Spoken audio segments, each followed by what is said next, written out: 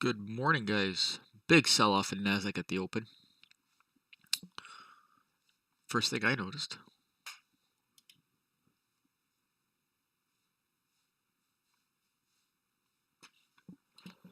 So if you guys watched yesterday's video, you will notice that I was a fool. I was an ass, and I did not trade very well. Although we still have quite a decent buffer on the Leeloo funded accounts, so we are still good on that. However, I do want to take it a little bit easier today. I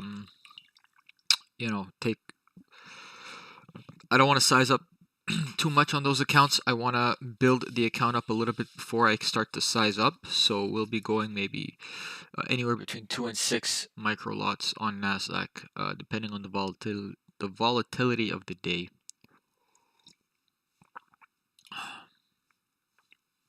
Just give me a second, guys. I'm going to pull up these charts and I'm going to analyze what went on yesterday and how I could have improved very clearly. I made very, very, very clear mistakes. And we'll go over that in a second.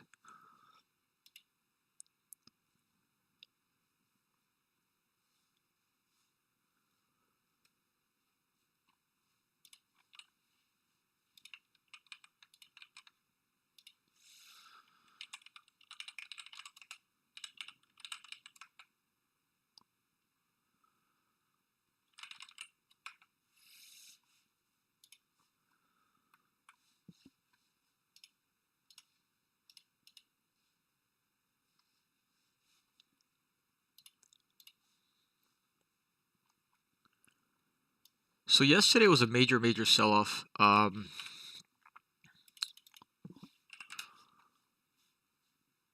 is way too volatile. Changing this to 1 point here. Okay, good. Yesterday was a major, major sell-off. It was very, very clear where I went wrong. For some reason, throughout my whole trading career, I loved fading markets. I love to go against the grain. I'm the type of person, even in my daily life, I like to not follow what most people are doing, right? And I think that's why trading is so difficult sometimes, because trading is the opposite of what we do in daily life. It really is.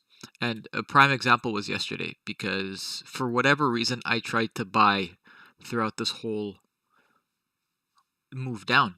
And very clearly that was the wrong move, and I'll tell you guys why. And it's very simple. I think if you create a structure and you follow that structure, you'll realize why. And so yesterday we sold off, but that's not the reason why it was a sell-off day. The reason why it was a sell-off day was simply because if you see the initial balance high, initial balance low, it's a tight initial balance, right? 60 points on this initial balance, pretty tight. But that's not the first indication, okay? Tight initial balance, that's one, right? And then secondly, this was a big telltale. The fact that we had broken out of the initial balance low, all right? But that's not even the biggest telltale, simply because you've seen Nasdaq come down and then go right back up. We broke out of that low. We tested the initial balance low. We got rejected off of the low. We didn't even test it the second time, right? And that's the problem. We didn't even test it a second time, and we made new lows after that. And on top of that, we had some volume here. We built the volume here. We left that volume pretty quickly. All right, we left that area of volume pretty quickly. The point of control printed outside of the initial balance low. Okay, that is a very bearish sign. And because of that, I should have gone short. Anywhere I should have gone short. The moment that that happened, I could have gone short.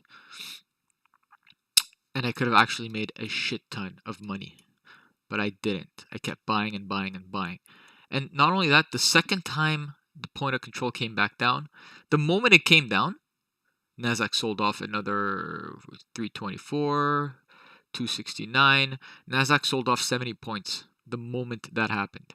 And by then it's 1050. If I had gone short here, held it, I probably wouldn't have held it. I mean, I know myself, I would have probably gotten out somewhere around here, but then I still would have pretty much been done for the day. From 490, from 430, right? 50 points, 60 points, maybe even more. I would have probably taken another short to go back down here. I would have been done for the day, right? retest off VWAP. Very bearish day yesterday, right? We barely even touched VWAP. The moment we touched VWAP, we sold off. We sold off pretty heavily, made new lows off of that sell-off. And it was only around 130, 150 where we actually kind of rallied a bit, but even that rally wasn't enough to get past the previous swing high. So that was my mistake. I was buying throughout this whole time for whatever reason, keep trying to catch falling knives, keep trying to call bottoms, and that's not the way to trade. So that was just one of those off days for me. Not the way to trade, not very good. And on top of that, I'll show you guys this. I'll show you guys on the hourly what this would look like. Look at the hourly, guys. We broke this trend line, right? This flag, or whatever you call it. I'm not very good at technicals. I don't know what to call these. If somebody knows, please do let me know. I think this is a bearish flag. What the fuck do I know? But yeah, again, I'm not the best at technicals. I just read footprint and order flow. Well, yesterday not very well, but you know, typically when I'm right, I'm right. When I'm on, you know. Nice little trend line here as well. So let's manage that. Essentially, I just should have gone short anywhere here. We broke this trend line. We broke it pretty hard, guys. We broke it very, very hard. And we just went straight down, right? Why did I think that maybe I could catch this bottom and it could go straight back up? I don't know. Maybe because I've been burnt by Nasdaq before. So I always think, oh, yeah, well, this is not, there's no way it can go lower. There's just no way. Why would it? This is Nasdaq. Come on. But,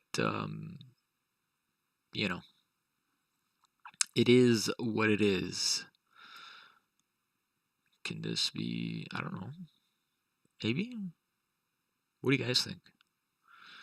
You let me know if this is an actual setup here. Like I said, I'm not very good. I just follow simple trend lines and market structure as a whole. I try to keep it simple. I try not to overanalyze. Just kind of, you know, play the facts, right? Where are we right now? Right now, we are back within the value area of the week, right? This is the value area of the week starting Sunday, right? So you had Monday, Tuesday, and now we're Wednesday, right? We created a value area low. We have this buying tail here, technically.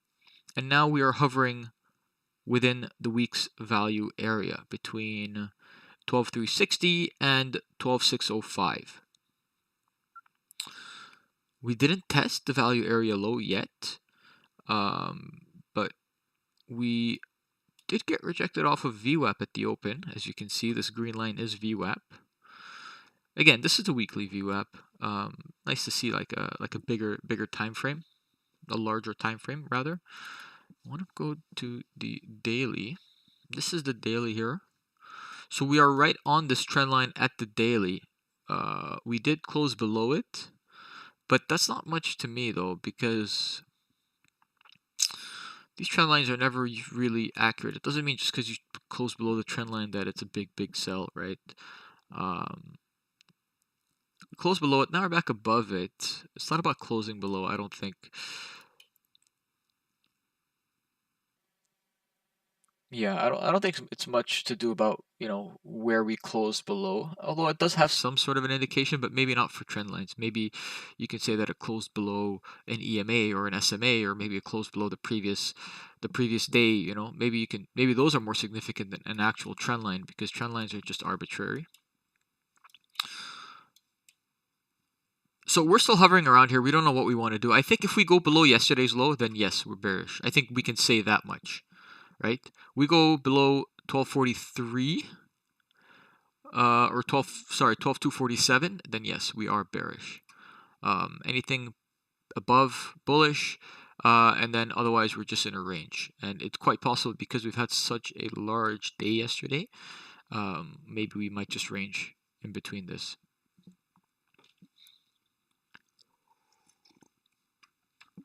Because I think we also have NFP coming up this Friday.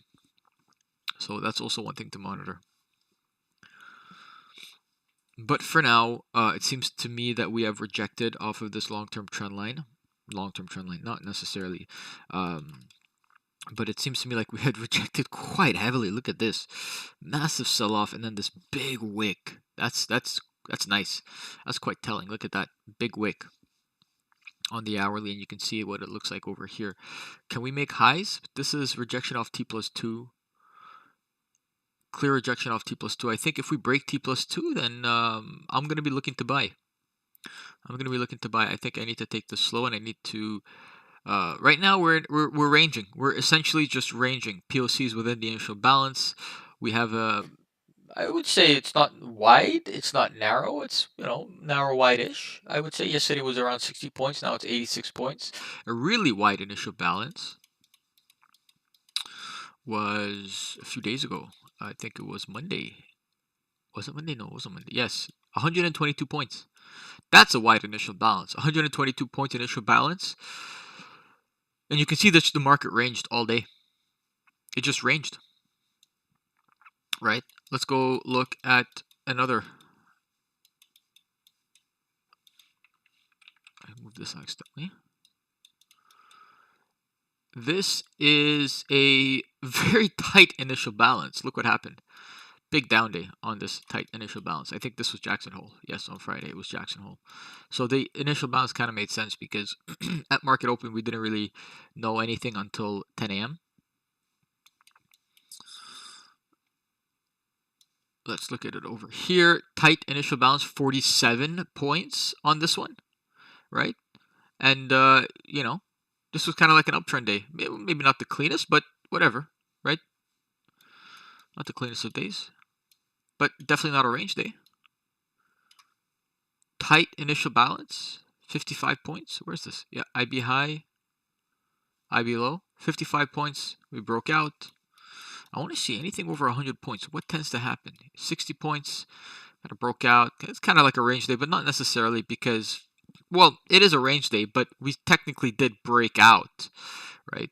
And I always said that if you make a one-to-one extension and you come right back down, the likelihood of it testing the IB low is pretty high, right? Again, you make a one-to-one extension, which is these dotted lines here and here, right? So the IB low is 60 points. So if you make an extension of 60 points, a one-to-one, you test it, and then you come right back down all the way to the initial balance, very likely chance that we're going to test the opposite balance. Very likely. 70 points. It's not very wide. It's not very tight, but 70 points. And it was a downtrend. So I think anything above 100, 110 points, that's considered wide. IB range here is 73. Right? That's considered narrow-ish, wide. So yeah. 63, uptrend. 77, quite fucked up. See, 77, this is great. Look at this. We tested a one-to-one extension off of this IB low. Retested the IB low. Chances are, once you retest and break this initial balance, either two things will happen. Either we break the initial balance, but if we break the initial balance, then we're almost always going to test the initial balance high, or the opposite initial balance, or we're just going to come right back down. But more often than not, I do notice that if you do one-to-one and you come right back all the way to the low, then typically the IB high gets tested.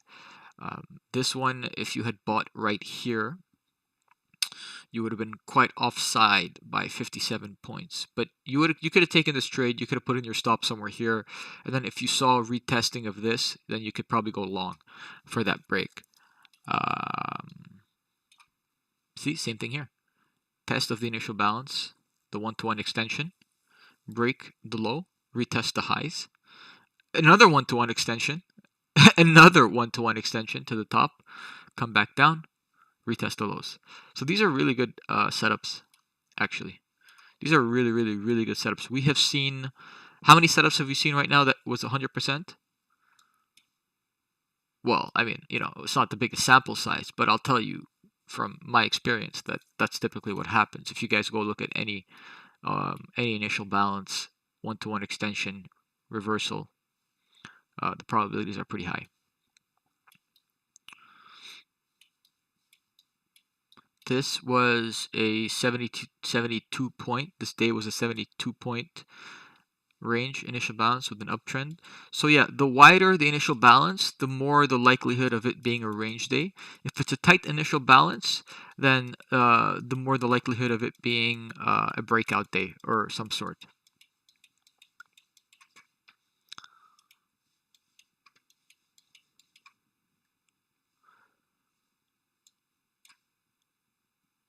Looks to me like we want to break out of this. Right here, if you look at the hourly, it looks quite bearish, although this rejection off the trend line must have caught a lot of shorts on the way. Need to monitor the price action though to see if we can go long here.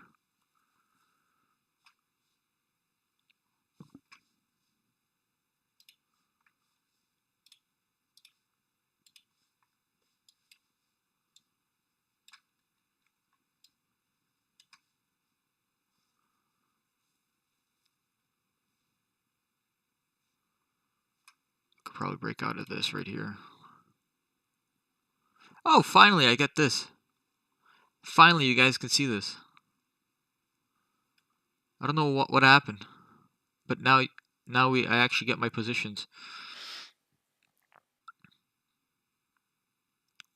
I think one rejection, two rejection, and now T+2, we broke above T+2. Go below T+2, I think I can probably sell this.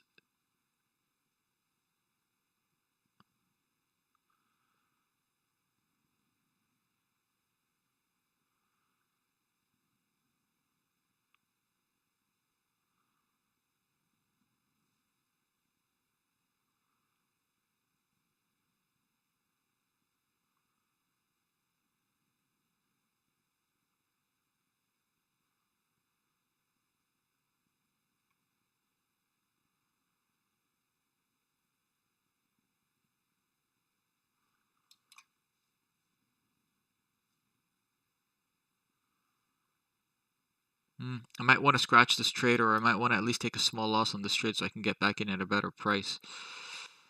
Technically speaking, this is the price I should be getting in at, right? So now I kind of screwed myself with this. But I do want to remove the order fills for now because I don't want it to be distracting.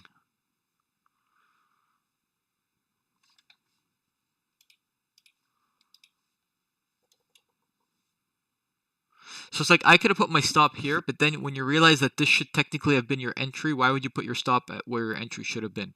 That's just poor risk management on your part to actually have chased the market here, and I get that. I do get that. That being said, I'm going to scratch this trade simply because I don't want this to come back down. It was not a good trade. Not a good trade entry at the very least. I didn't like it. I think it was just rushed and poor. So let's scratch it. Let's come back to another. Let's try to find another entry.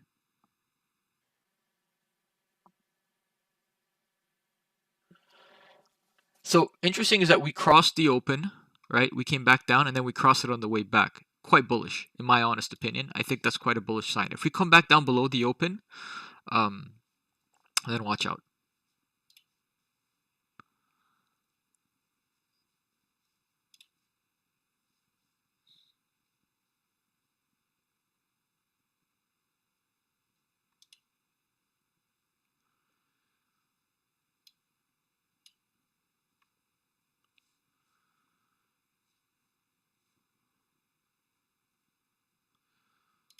Dip back down. Let's go. I think now is fine.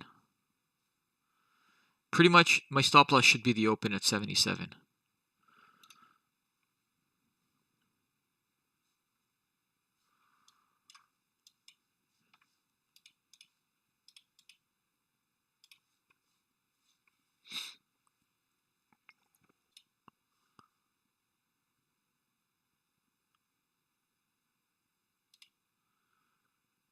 Dude, that was weird. Was that my internet? I don't know if I cut out or not.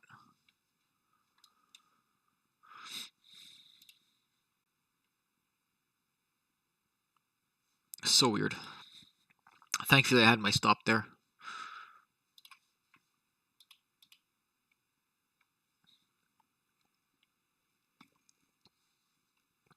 Oh, my internet seems fine.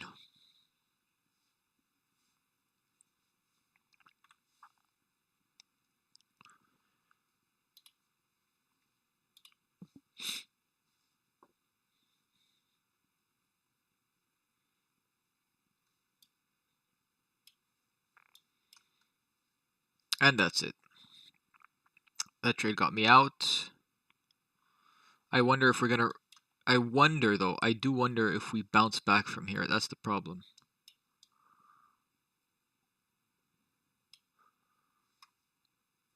I do wonder if the open gets tested. Like if the open gets defended.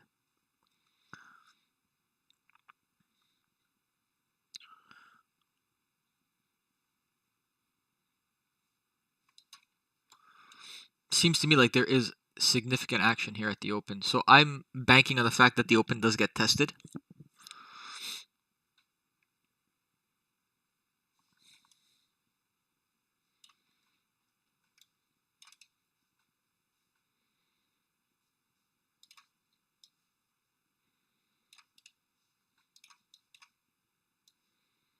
Back inside here. We're back inside this rotation.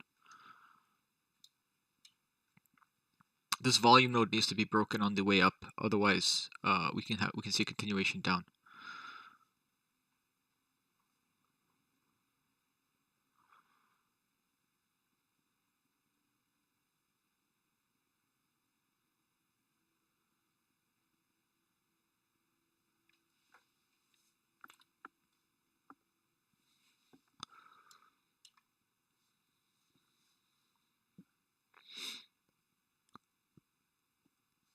Hovering right below the point of control. Point of control did print outside the initial balance. So if we're going by yesterday's mistake, then I should be buying this. Because yesterday's mistake, if you guys remember, yesterday's mistake was that when the point of control printed outside of the initial balance, I tried to fade the move instead of going with the trend. So the fact that the point of control has printed outside of the initial balance, especially before 10 a.m., quite early in the day, means we're trying to build volume and we're trying to build value higher. So I should be buying dips for now.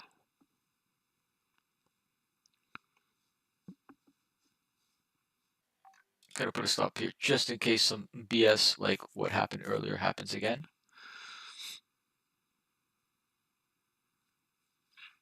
If we break out, I think I might add to my trade. We're gonna plan that for now. I think a breakout to the top you want to add on to the trade because there is a lot of room to go, technically speaking. Technically speaking, if we do want to break to the upside, we're going to break to the upside. I think we could potentially test the value area high of the week, which is 12,600.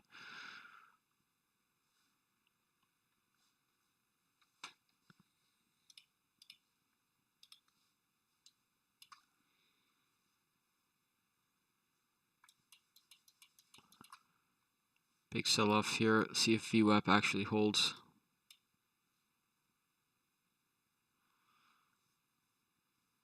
Got to be careful.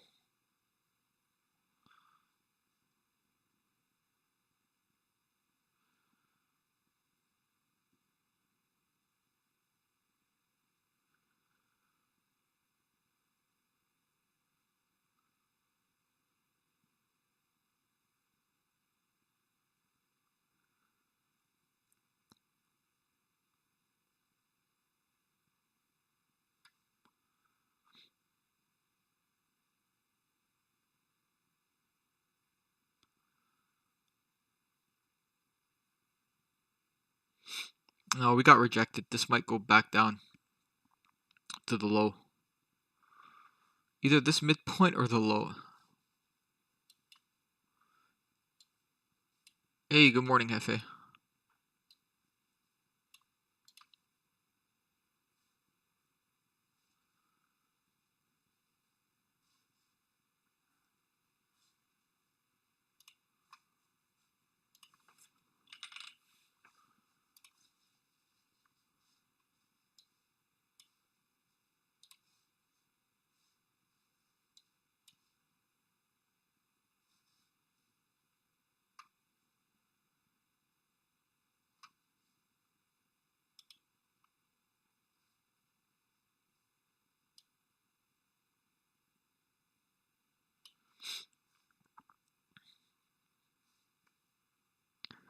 Quite possibly, yes.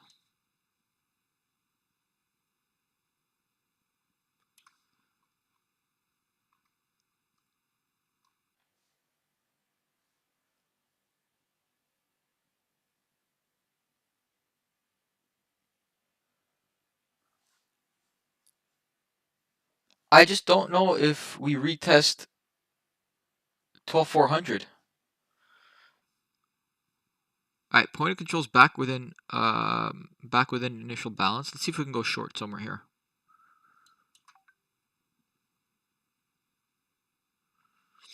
Go short, and I know my stop would be around 66, 67. But I do want to get in at a good price. Let's go here. If I get it, I get it. If I don't, then I don't. But yeah, I think I need to be putting my orders. I should be putting my orders maybe 10, 20 points above current price. I think doing that,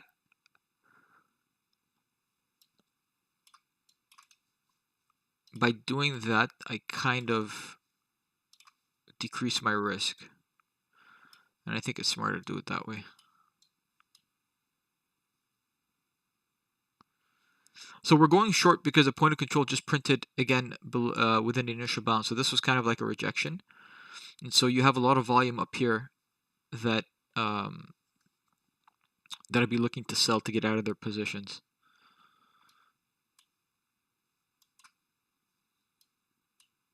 And we crossed the open as well. Let's see if I actually get filled here. I did get filled on 1. I got filled on 2. I don't want this to go right back up. 77s could get tested though. That's the problem. Because it's the initial bounce, that could be proven to be resistance. But I think based off of this imbalance zone, I think it should get rejected off of here. And if it doesn't, then you're wrong. I'm going to put it just a little bit higher at 75.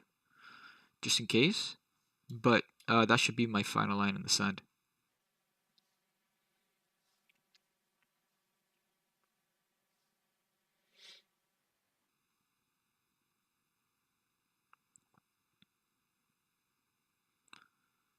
Man, as I was saying earlier, like there's something with me where like I just have to go against the grain. If the market's going down, I gotta buy it. I don't know why. If the market goes down, like I never just follow the fucking train for whatever reason. Because I just think like if it goes against you, then oh, you're a sucker because you just followed everybody else. But anyway, that's like a psychological thing that I need to get out of my head. So now it looks to me like it just wants to break back to the upside. I don't know. But I think we can maybe test midpoint. And if we test midpoint and break midpoint, then maybe we can actually make new lows. Who knows? Whatever. I think this was the better trade out of the last 2 trades that I took simply because, like, it kind of fucking made sense now. Like, this bounce off of the midpoint of the IB high and IB low was expected. You typically do get bounces off of here. Break midpoint. I'm out. I want to take some profit at the very least.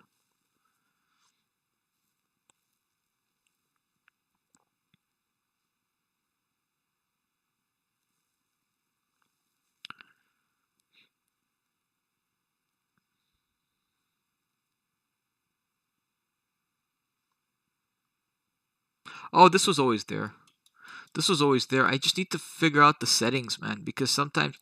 So the problem with these imbalances that I noticed is... Son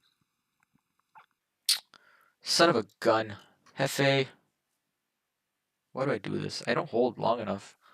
I don't hold my winners long enough. I hold my losers fucking way longer than my winners. God dang it. Anywho, the problem with these imbalances is because I got Nasdaq on a point-by-point basis, right? 1 point, 71, 72, 73, right? And these are calculating the point-by-point basis. So it's very difficult to actually find imbalances when you're kind of aggregating the ticks between, right? The 0.25s, the 0.50, the 0.75s. But they seem to work for me based on the settings that I've had.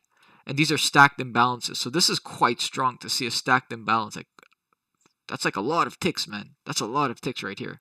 Between 66 and 72. So that's something to keep an eye out on. And then when you break the imbalance, then you know that, like right here, you see, we broke this, we came down, we created this imbalance, we broke it on the way up, retested it, right? So you can probably go long here because, you know, you create an imbalance, but you don't even go down. It's kind of bullish. You go long here, you scalp a few points, you know, you scalp like 20 points. And then you end up breaking this imbalance. You break it. You didn't break it too hard. right? And then you sold off. So I think there's a strategy that can be played around this for sure. It could be a lot. It could be a lot more clear on the ES. Just need to change the settings though. I definitely, this is the ES right here. The ES footprint. I just need to change the settings for sure. But we'll do that later on. I think we can make lows.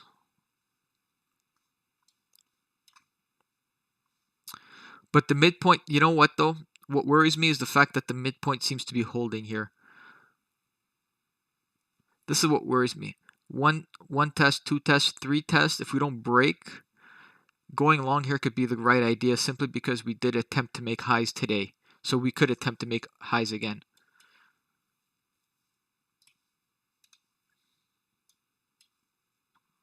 I want to see if this is a shakeout. A very tight stop.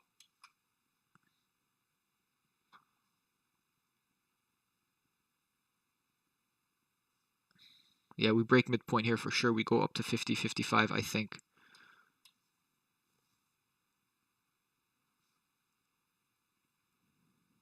No, it's strong, man. It's strong. I want to take profit off of this.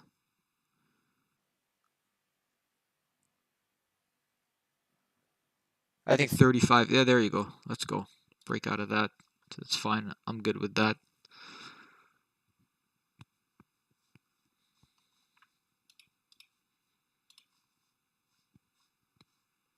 Do you see what I like when I say that I like to go against the grain, and when it works, it's very, very satisfying to see it work. Like you catch the low tick and you see it just reverse right up. It's very satisfying. And I think it's a dopamine rush. And I'm not even joking. I'm not joking. Oh, what do you mean? Oh, let me see what you guys are seeing on YouTube.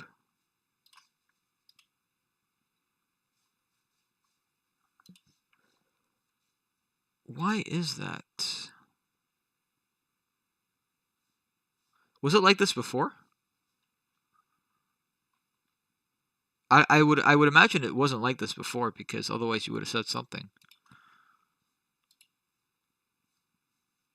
Oh yeah, it is. It's been like this for how long now? Let me see.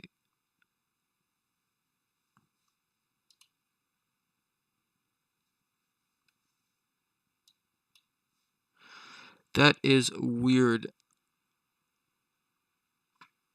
So it's always been this way then.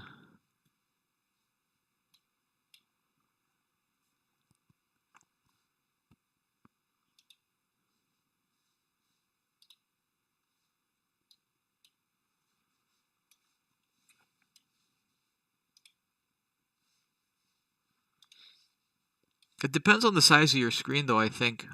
How big is your screen?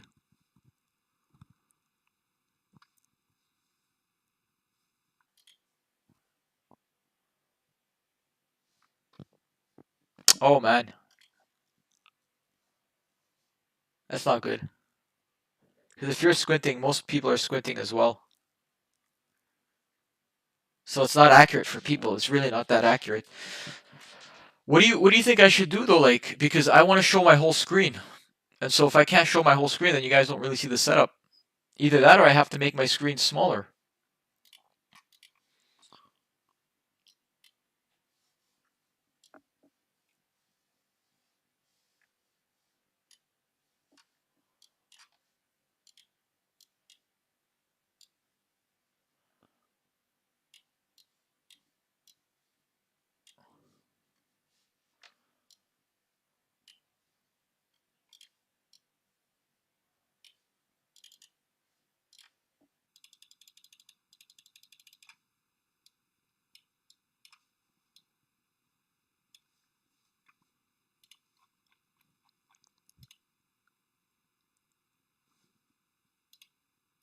Like now you don't have to squint to see this. It's because I have a pretty wide screen and that's the problem.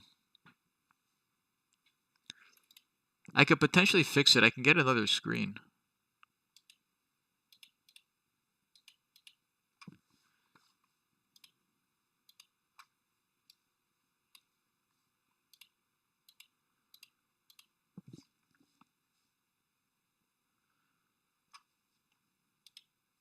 Yeah, I know, I know. Here, now you see it. Okay, I see what you're saying though.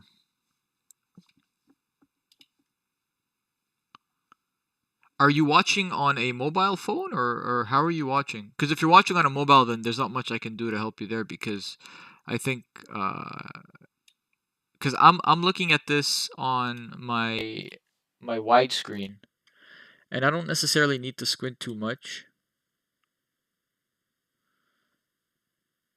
25-inch, yeah.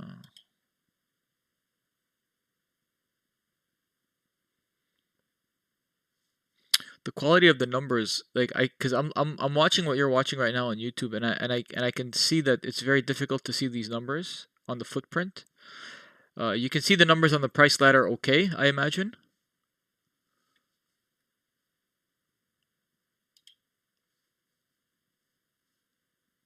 Yeah, it's just the numbers on the footprint that's rough.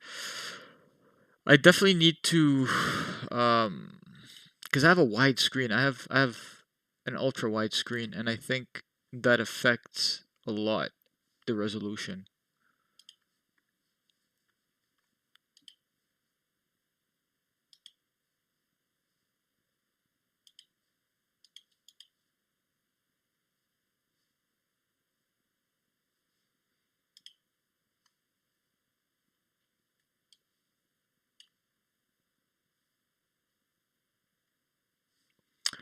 I will make note of that. I'll try to fix that when I can.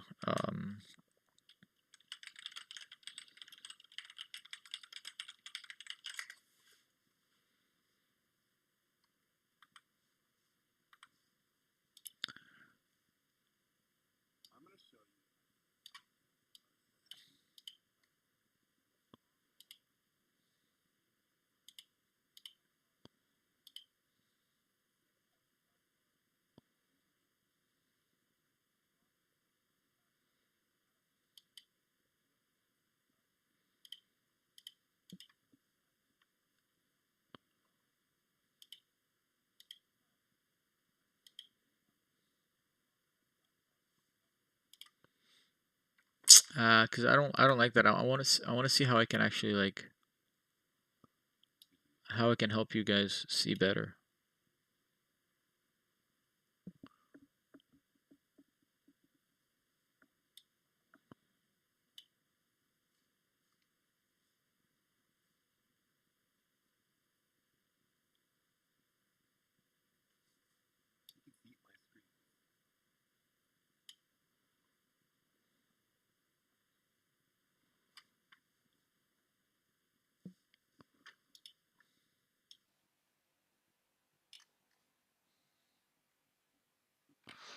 I'm just watching a video. I want to see if I can fix this while I'm on stream.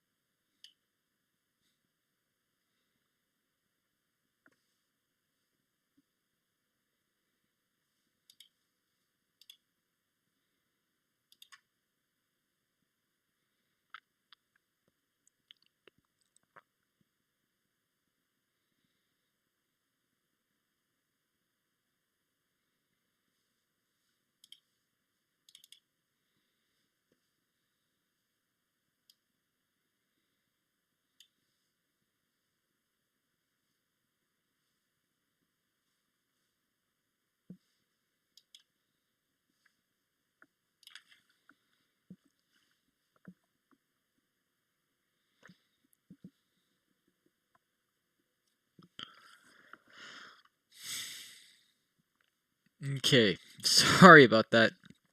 I think I saw a video. So if I'm gonna have to fix this, I'm gonna have to end the stream. Um, but I don't want to spend much time on this right now.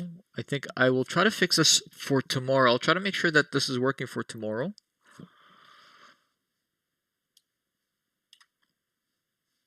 And then hopefully we can take it from there. I had expected that I would need to change my screen because I have an ultra wide screen, and so I figured that perhaps I would need to.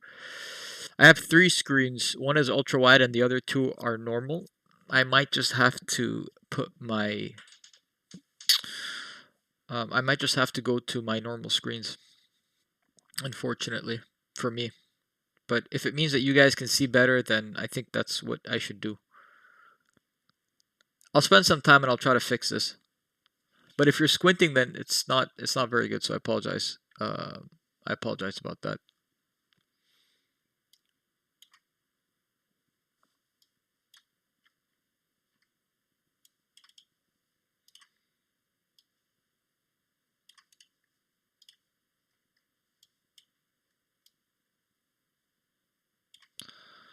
$35 should hold for a quick scalp if you wanted to. That's the midpoint.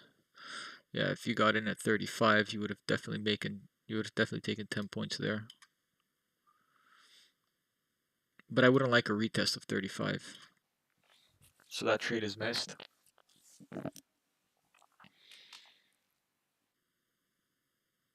You know, this could be a range day. An 86 IB range could be considered pretty wide. The fact is that the POC is within the initial balance, so technically speaking, anything you do, you should be buying at the outside of value, selling. You should be buying below value, selling above value.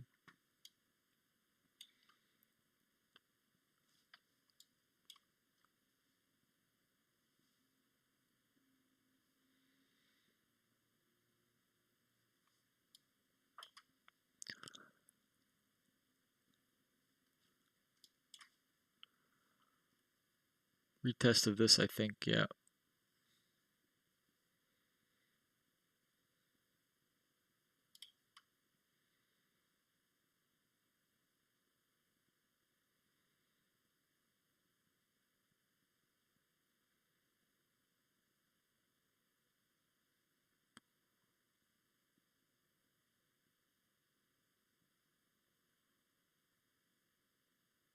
Note to self: don't mark it in anymore. Really.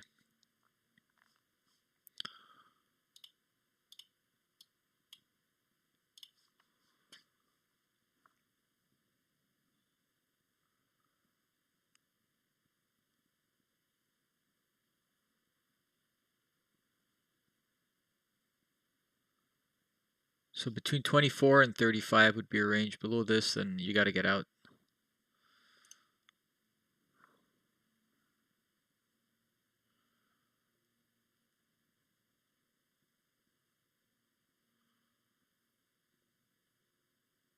Yeah, totally.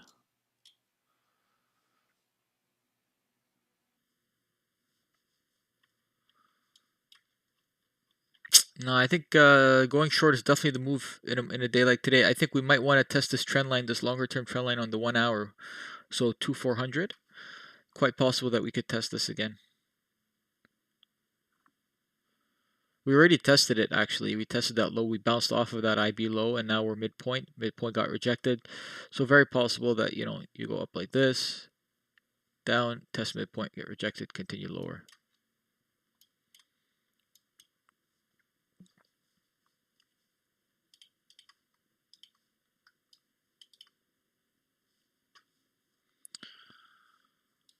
Yeah. Very clear that going short is the right move today, simply based off of this. You could technically buy here because if you're expecting this to be a range day, you could totally buy it. But your stop has to be below the low of the day. However, I don't like those odds. I think you're better off literally chasing a market like this going short than you are actually trying to catch the bottom and going long.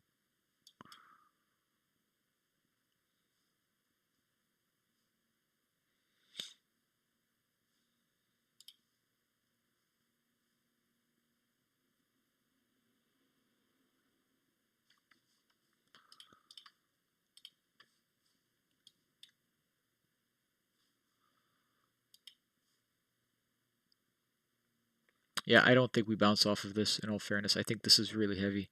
But I don't want to chase the market going short, in all fairness. I want to wait for a slight pullback maybe to this midpoint. You can add up here. There has been buying on this trend line, though.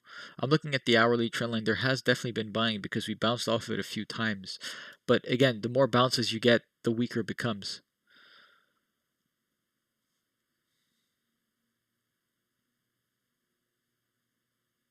So I'm looking at the hourly, the trend line that I showed earlier today in the morning. I'm looking at this one right here. I'll pull it up.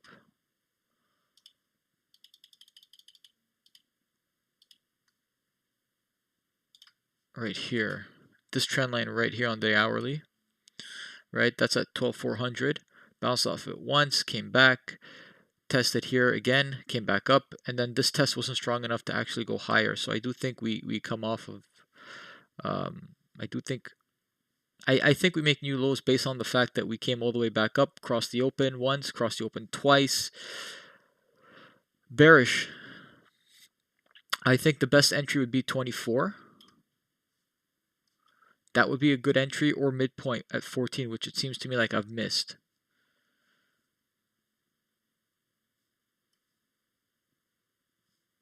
Because we barely hit 14, we hit 11. Let's go. It could be very aggressive buyback here, though, because of all these shorts.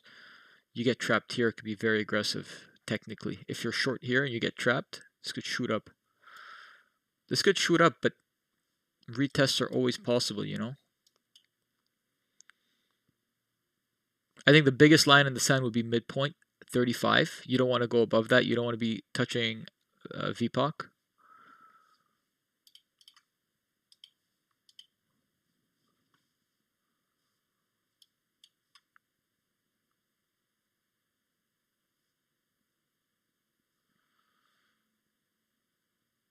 Weak rotation.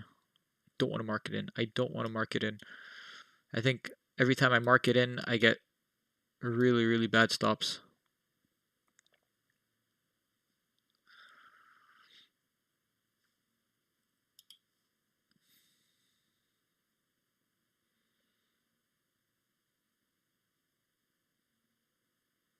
And the trades that I did take, those were limit trades. So I had put my orders like 10 15 points away from current price, and I think those were much better because I wasn't offside for too long or for too far.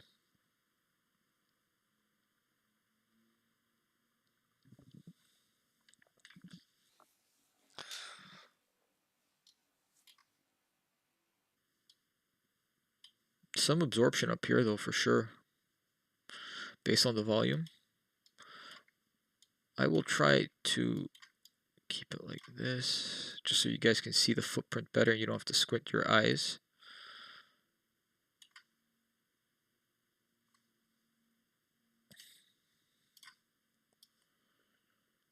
You know, that's a 38% really. 36 is a 38%. So if we want this to go lower, and we want this to go lower with some strength, 38% should be the rejection, technically.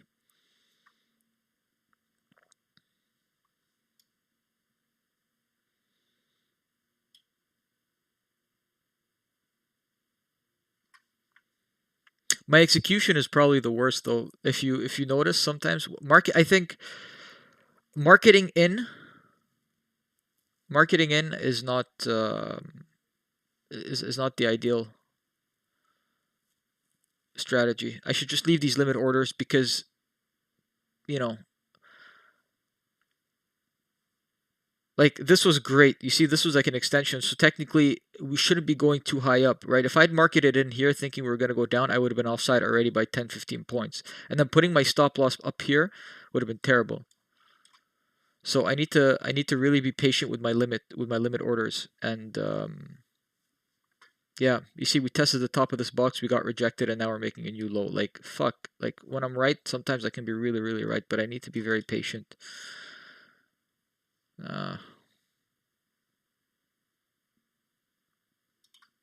Fuck it. Take that. I'll take that money. That was a good one. Y110, It's based off of ATR. I think maybe 110 today might be a little bit too volatile. So do you is it because you don't know why I'm using 110, or is it because you don't know why I'm using a pointed figure?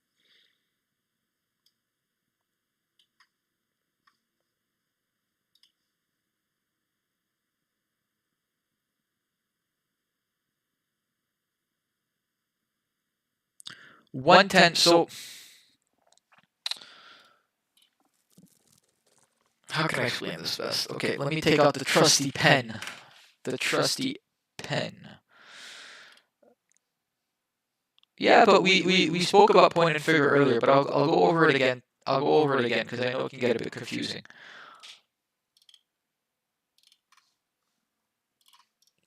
Wait, let me see. This is okay, you can see the pen. Okay, great. So the way point and figure works is based on a setting. You have 1, 10. Let's talk about this, okay? Let's talk about what the 1 means. The 1 means that each point and figure is based off of box sizes. Okay, you have like this. You can look at this as a box. Hold on, I do want to manage this trade though. I do want to manage this trade above 403, I think. Put a stop loss here at 407. I don't want to see this come back above this. I don't want to see this come back above this last imbalance.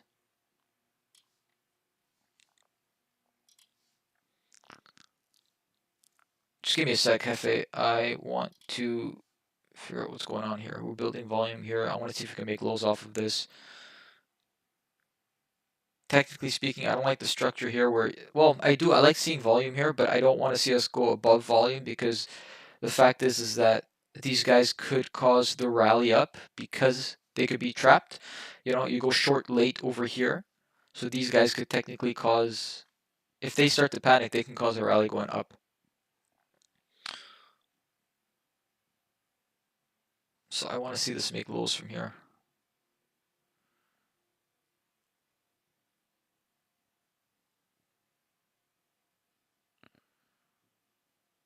Again, if this is a range day, then you know, it can get dangerous because. But we have left a selling tail up here. If you notice, the value area is a lot lower. Right. So this tail up here, right, indicates that we have created volume, and not only have we created volume, but we have pushed value away from this volume. So lower and lower. You see the value area high is going lower and lower and lower. And the value area low is also going lower and lower and lower. So like it's just an overall indication that the market wants to go down today. How much further below, like nobody can guess. But you can just take trades based off of that. And I've been missing this the past couple of days. I haven't really been focused on overall market structure for whatever reason. The past couple of days, maybe my psychology wasn't there, or you know, whatever. I wouldn't be able to tell you guys why. If I knew, I would. I'd tell you. But anyway, I want to see if we make lower lows off of this. This is quite. I like the structure here. This is quite a strong down bar. I don't want to see this down bar get rejected. Right above 95. I don't want to see that happen. Now this is an up bar. If this up bar gets... So this is technically supposed to be an up bar, and it's supposed to go... Yeah, see, there you go. This was a very weak up bar.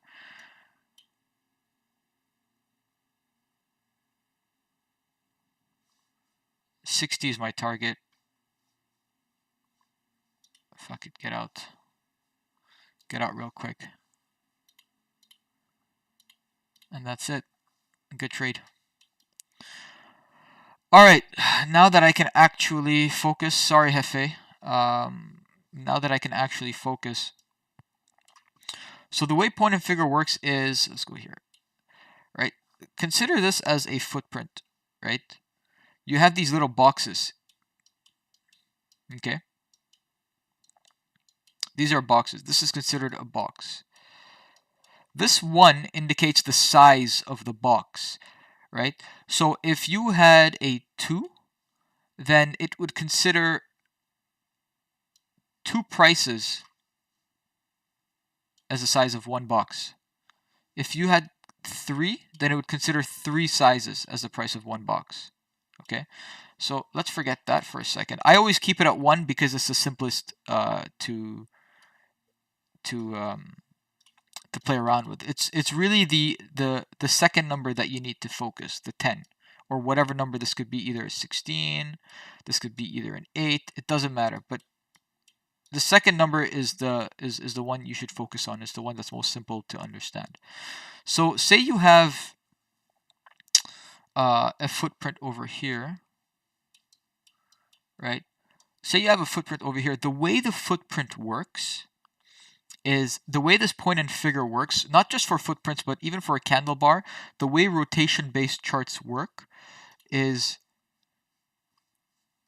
so you have this 1,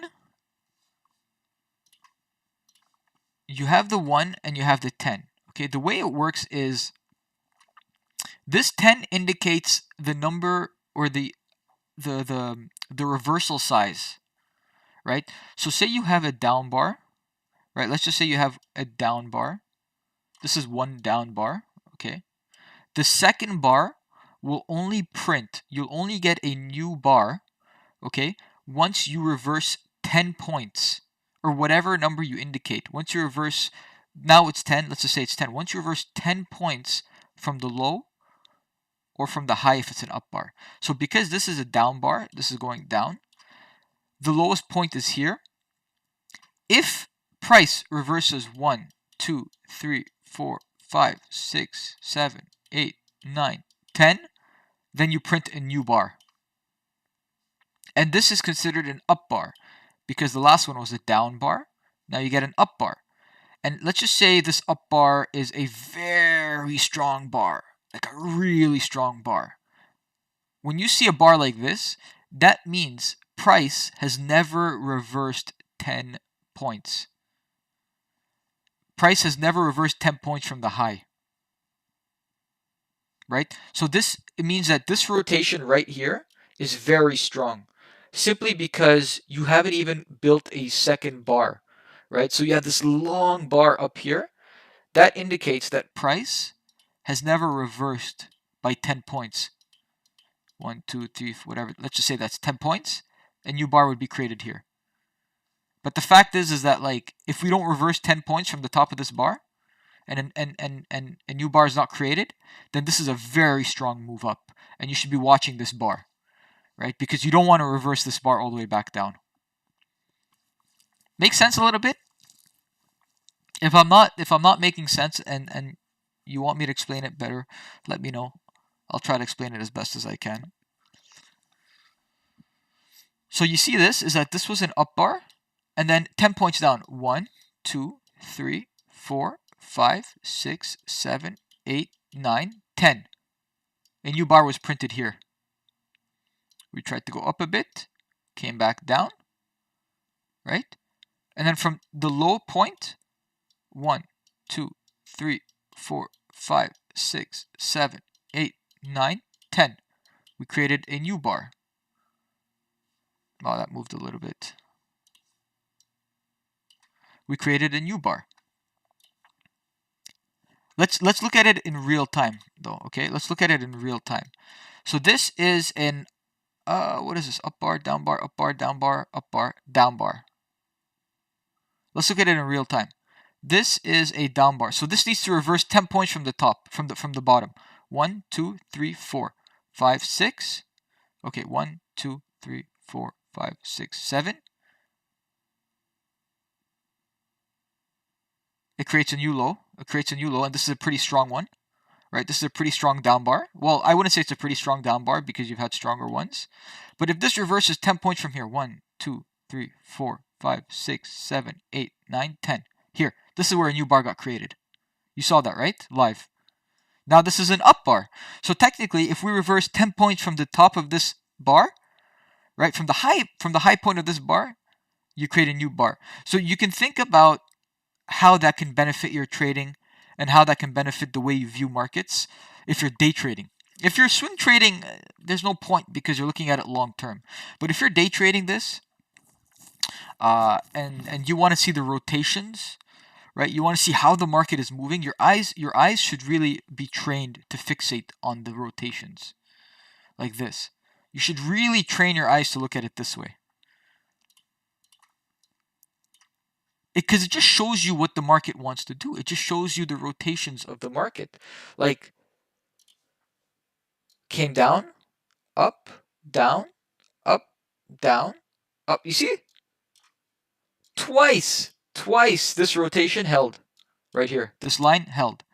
Down, down. Third time this line held. Right? Why? This is not just a coincidence that this is the price where we're reversing at 404. It's not a coincidence. And we're reversing by, significant amount. We're reversing by 20 points here. Here, here, here, here. So now my eyes are fixated on this. Right? My eyes are fixated on a lower resistance that happened. Right? From 404 to 96. Right? From 404 to 96. This is the second rotation. Okay. 2, 3, and now we came lower. I'm going to clear this out. Let's go here. What happens? And that's it. We never tested. Now, if we come back up and we break this point, something changed. There's a dynamic that has changed, right? If we break this point, right? If we break this point, the dynamic has changed. If we break this point and come back down, then you just know that it's very strong selling, right? But anyway, this is the analysis that I tend to do. Always have your eyes just look at these rotations.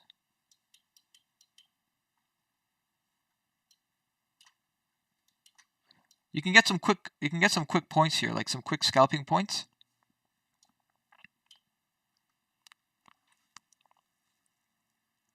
And there's no exact science behind it. I mean, I think I get it wrong a lot of the times. You know that. But I get it right too.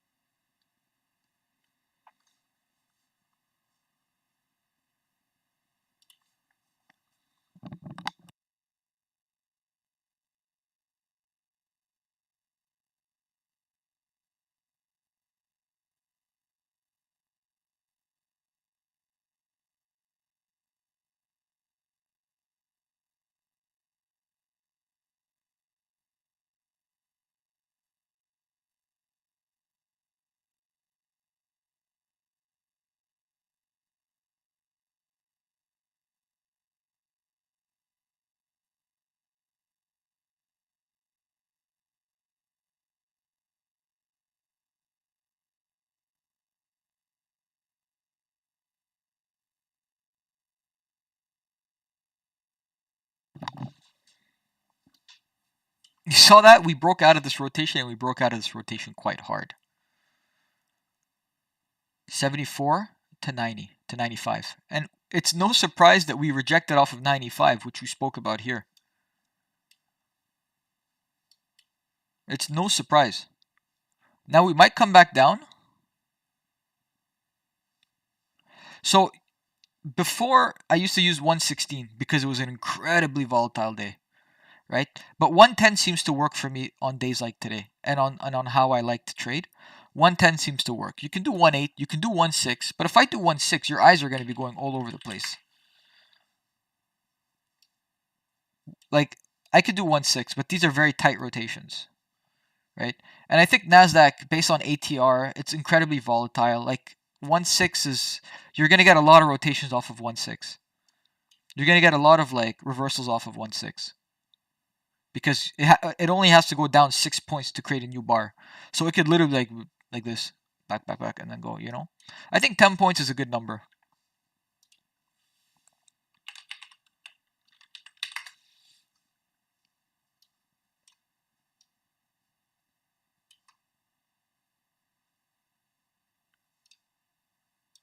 My eyes are looking at this rotation here. And when you leave a rotation fast, these guys are trapped, man. You have to think about it. These guys are live people. These are people that are in positions right now, right? These guys took orders. There are a lot of contracts here. You come back down here, these guys, what do you think they're going to do? They're going to want to get out.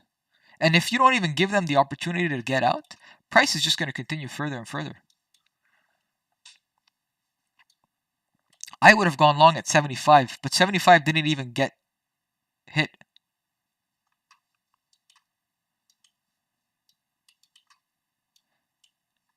You know who I recommend? I recommend me. Just stick with me, buddy. No, I'm kidding. Anthony Drager. This guy taught me pretty much everything that I do today.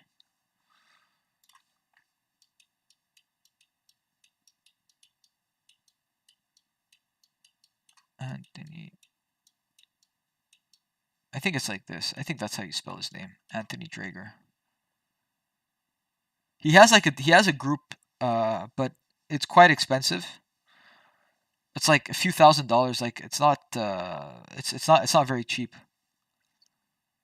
But I learned everything. I wouldn't say I learned everything. I learned a lot of the stuff today, the rotation stuff, the point and figure stuff, these little rectangles.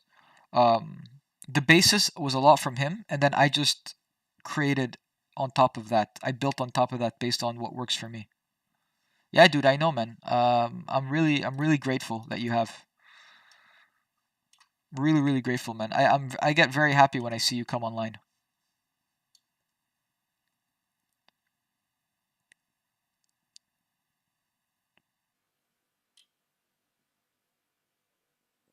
There was one other person that came on the chat. I don't know if it was you or not. He came in with a different name. I think it was Rui or something, if I remember correctly. It was Rui. No, hold on. What am I doing? I don't know if that was you or not on a different account. If it is, I'll be very upset because then it's just been you on this chat. All right. Yeah, but he hasn't come back since. But I think it's also because I don't think many people have the privilege to watch live streams during the day because of work. So I get that. I think, like I said, I don't know if you were there yesterday, but what I want to start doing if I have more time because I'm really busy in the evenings. I want to start creating a 20-minute stream in the evenings just to review the day, just to go back. And I think this will help me as well for the next day. You know, a quick 10-20 minute stream. Ah, two people now. Hello. I think maybe I might be one of the other people. I don't know. I don't think it counts because I have my YouTube open.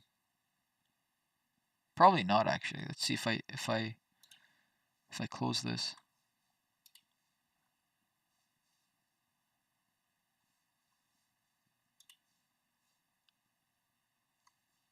No, I think it's two people.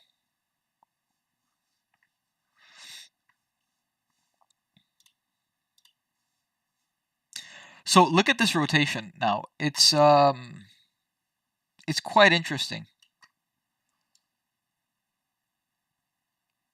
We're making attempts to go higher, right? But you don't know if it's enough. And like I said, now we're creating a day where this could turn out to be a range day. You know, you got to be careful because we didn't even break the initial balance that strongly. So if we start to go above here, midpoint, above midpoint, VPOC could test, IB high could test. So midpoint is quite important for initial balance. For whatever reason, I don't know. I think maybe it's just kind of like, I don't know. I don't know why it's important. I can't even tell you. Seems to me that VWAP is up here too. I want to try to take a punt and go long at midpoint, but I want to do it at a good price. And I want to do it at, I think 75 or 80 would be a good price.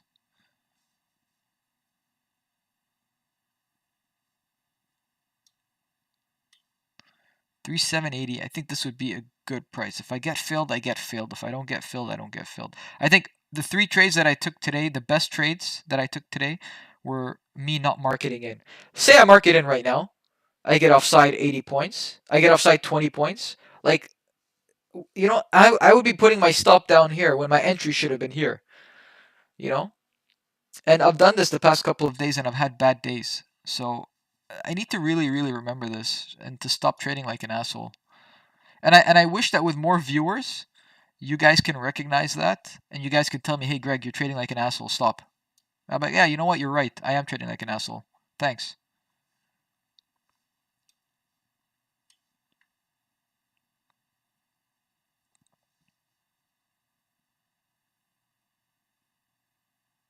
Might not get this fill actually. Let's remove that. I think the trade was here anyway, based off of one rotation and then the second time here. I think maybe I didn't draw this box well enough. No, it was nice. It was a good one. It was a good. How many rotations did we get off of here? Not many. Unless I missed this. No. Could I have missed this, the midpoint? Perhaps? Not really. Hard to say where the midpoint of this would be. It would have been 80 actually, if you think about it. Say I remove this, and I create a rotation like this, like a big one. Midpoint of this is like 80, so you see the bounce off of that, and then the breakout, and then a retest, and then the breakout. Nah, I don't know. This is too wide for me.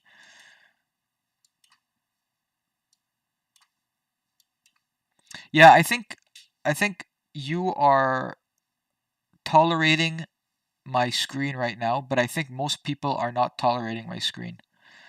It's not a very pleasant viewing experience for people,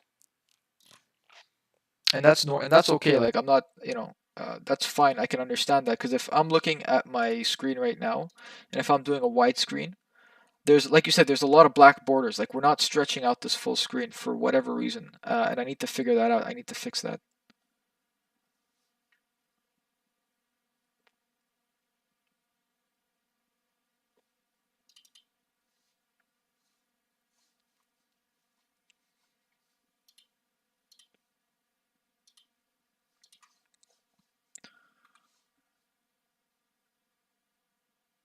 Flaming me for wrong trades. Fuck me, man. That'll be a lot of pressure though. But I think I need that. Also, I realize I've had this hour chart up ever since. I'm gonna remove the hourly chart because you guys don't need to see that. So this is what you guys need to see. I've been analyzing these trades. So VPOC is still within the initial balance, right? Technically speaking, VPOC is at above. So VPOC, it's funny because VPOC is above the midpoint of the initial balance. So everything points to. Fuck, I want to get in on this trade here. This was the trade I should have got in on, but it didn't even hit 80, so it's fine. I think 82 was my order. Yeah. Leave it here at 80. 80 gets hit. That's the trade I want to be on. Because VPOC is still up here, technically speaking, above the half of between the initial balance.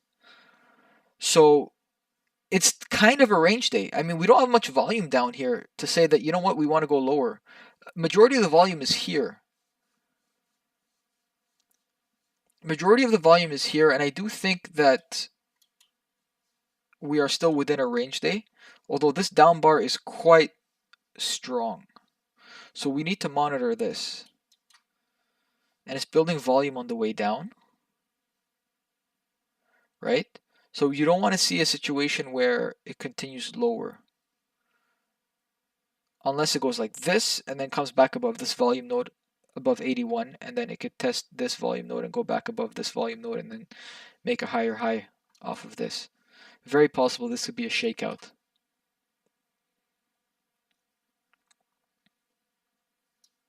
This is a good sign. No, I saw the drop. I saw the drop. My plan was to buy at 80 anyway. That was my plan. Buy at 80. And I think it's a decent buy. It's a decent entry. Imagine I'd entered here to go buy. You see?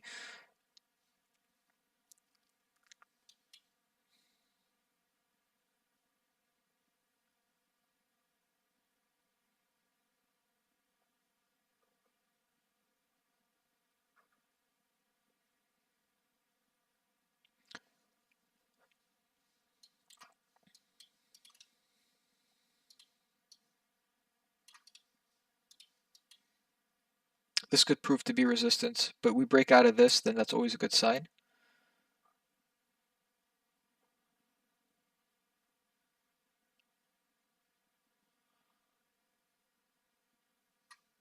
Interesting.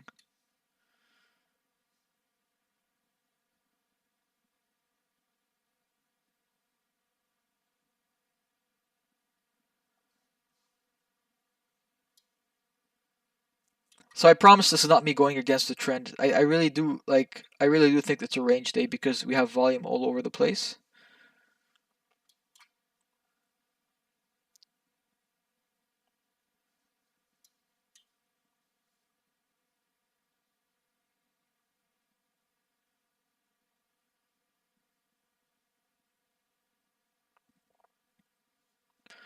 Again, the only reason why I think it's a buy is because for the past couple of days I haven't been following my market structure plan, and now that I'm watching my market structure plan based off of this, it's a buy simply because, like I said, VPOC is up here. If I see VPOC go down here, then I'm selling. Maybe this could be lagging. Very possible that it could be lagging, but there's a lot of volume here. Very possible that this could be lagging and I could be wrong, but whatever. You got to trade the plan that you get, right?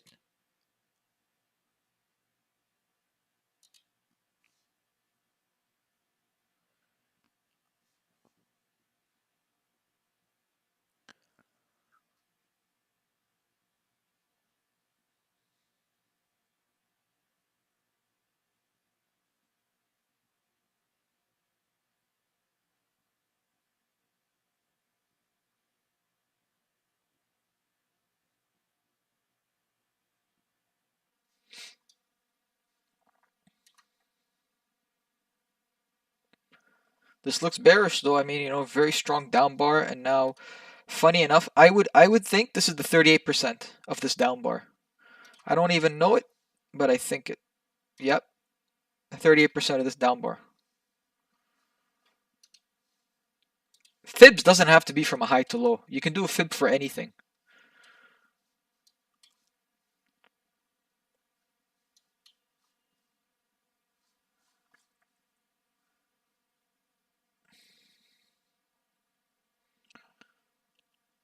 It's a good short. I'm not gonna lie, it's a good short. It's a very good short.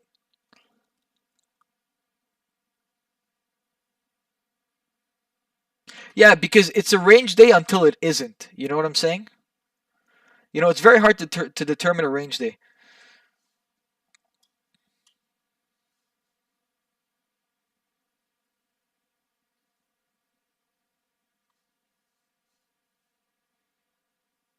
I'm still not sweating for whatever reason. I'm still not like the price action is just so like boom, boom. Yeah, that's what I'm saying. It could break the range and trend bear. Exactly. It's a range day until it isn't. But you follow the plan. You follow the structure that you create for yourself and you follow the plan.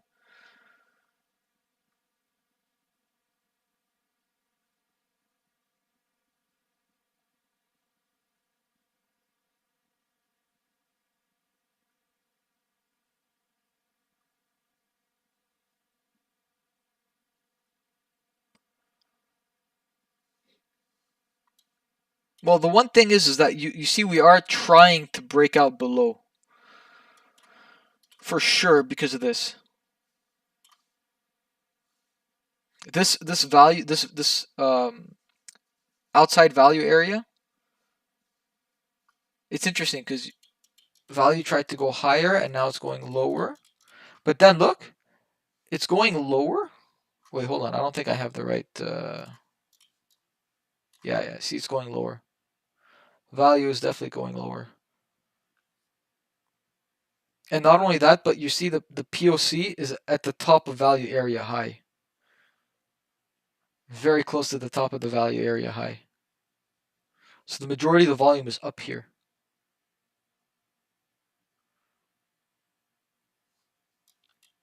But we know that POC acts like a magnet. So we also got to be wary of that because if the POC doesn't shift, the moment the POC shifts, I got to get out of my freaking trade. I'm telling you.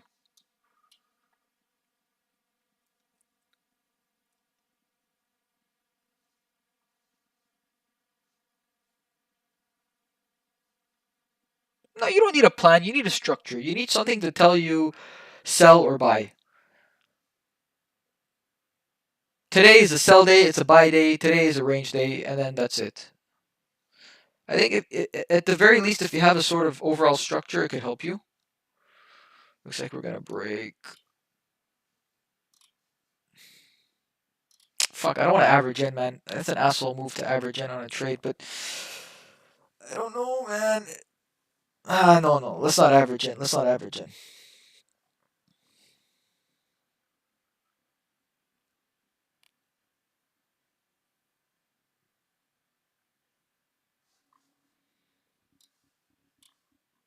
Look at ES, though. Look at ES. ES is not even at the low of the day. There's some major discrepancy going on here where ES is not even at the low of the day. So if ES even starts to pick a bid up, this could really shoot. It could shoot up. Or it could just do what it just did. But ES is not even at the low of the day. Like I don't know. This is very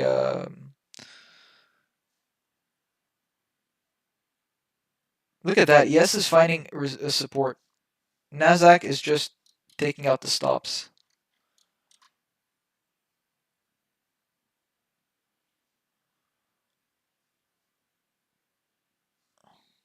I'm watching ES right now. Unless ES follows Nasdaq.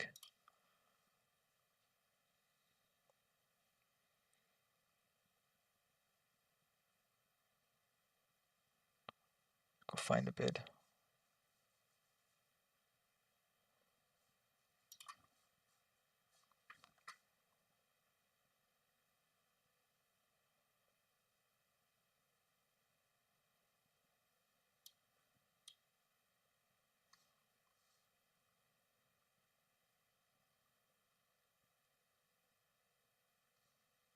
Bummer.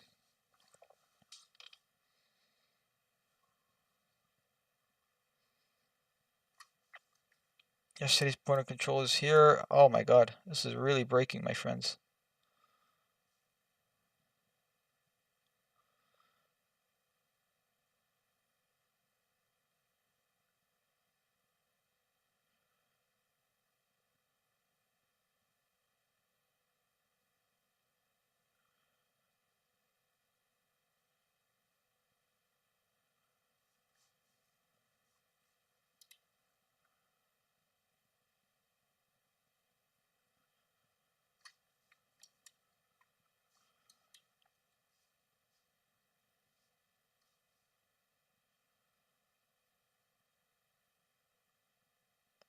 Fuck, how heavy could this reversal be though?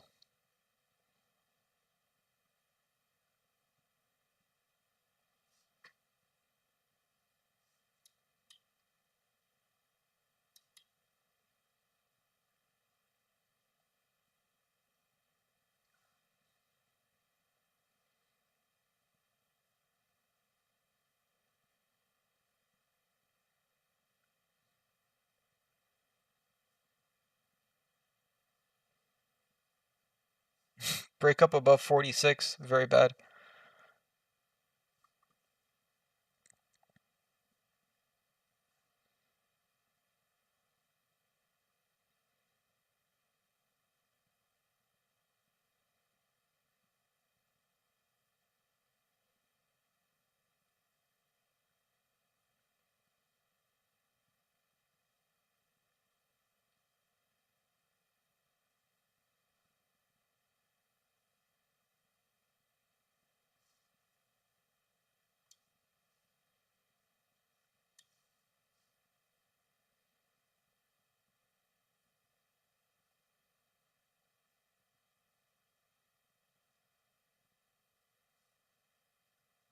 Perhaps.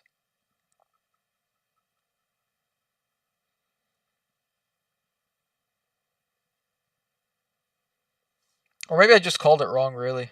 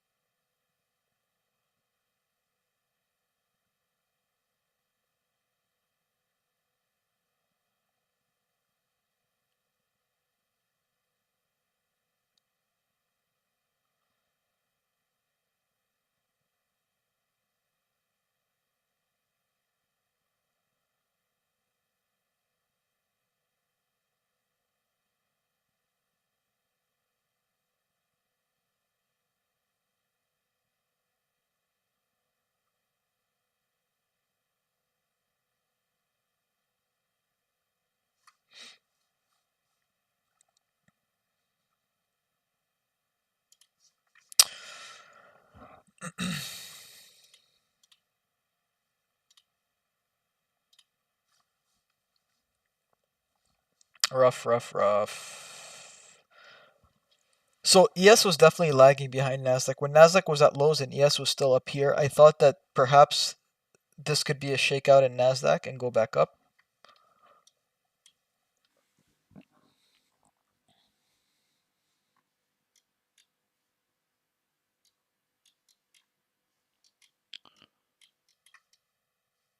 But a break of this and then a retest of this, perhaps, yeah.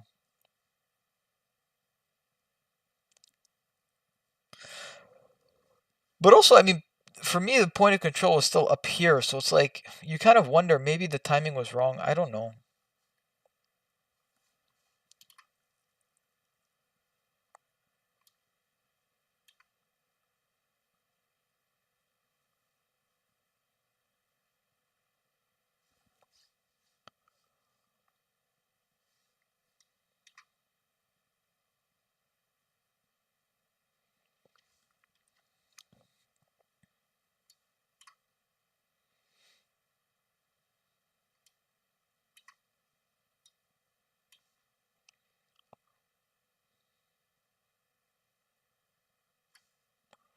Now with the 1-to-1 extension.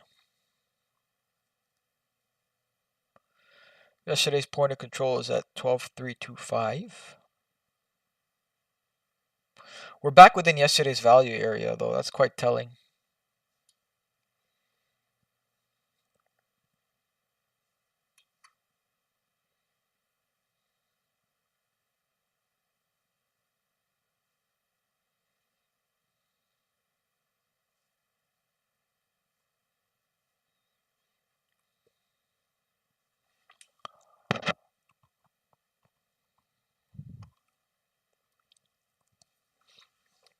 I do hold on to my losers very long for some reason. I think that's something I need to cut out. You guys need to tell me when I'm holding on to my losers too long.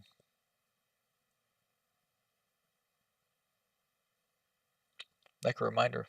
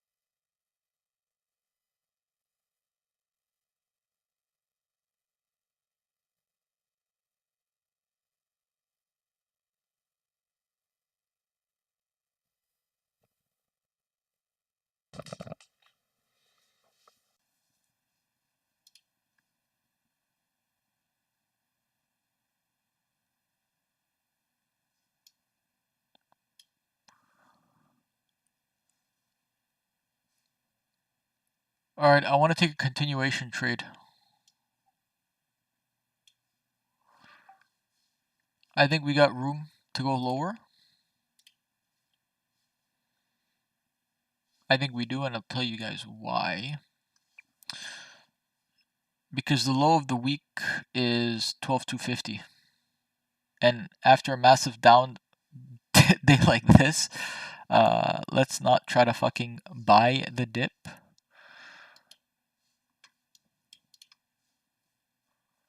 Maybe that was the entry. Rotations don't look too clear for now. It's kind of a messy rotation here.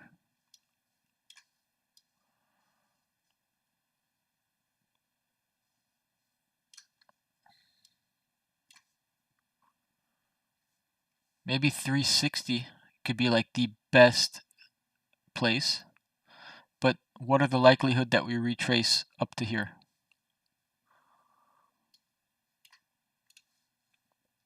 Let's see if I do a fib from this breakout. 330 seems to be good. Simply because it's from breakout here, this breakout price, to the low. So if you want to continue this breakout, then technically 23.30 between here should be good. Even 37 could be good.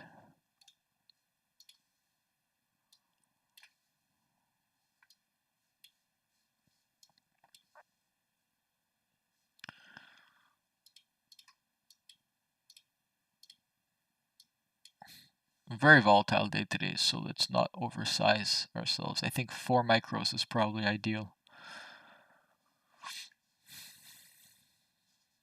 That's if we get the fill.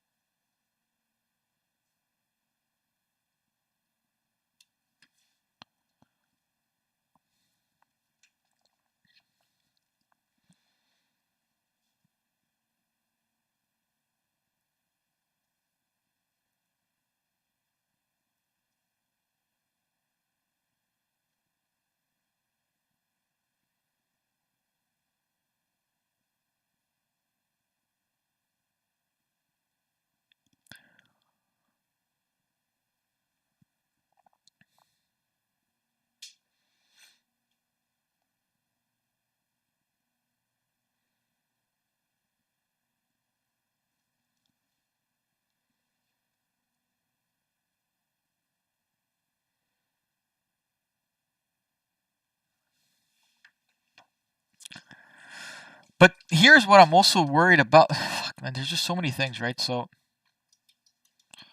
1-to-1 IB extensions.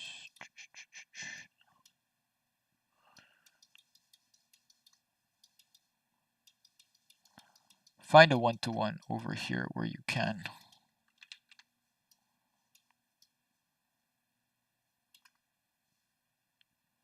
This was a tight day. This doesn't count. This was Jackson Hole.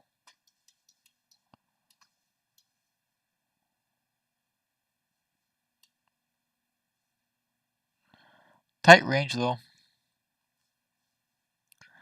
But 1-to-1 extensions, you break the 1-to-1, you come back down. Either you bounce off the IB and you go further, or you break the IB low on the other side. Not the tightest of days. Right? So these are the scenarios that could happen.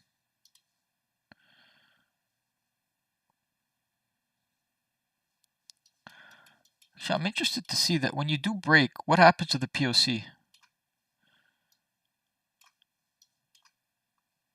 Yeah, you see the POC doesn't print up top. The POC kind of prints back down below. So if the POC comes back within the initial balance, then you know that the break is going to continue down to the opposite side.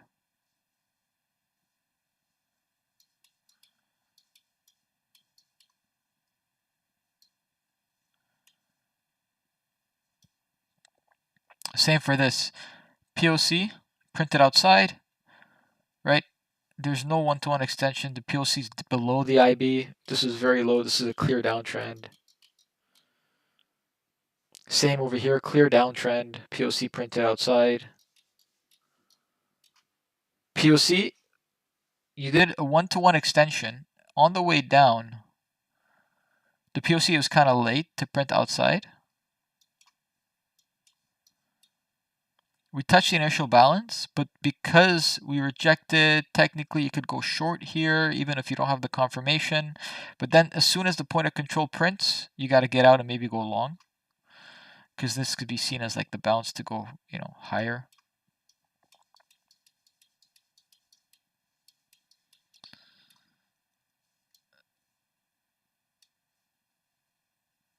POC prints down. See, even though the POC was outside of the initial balance, you do a 1-to-1 extension, right? You get a 1-to-1 extension,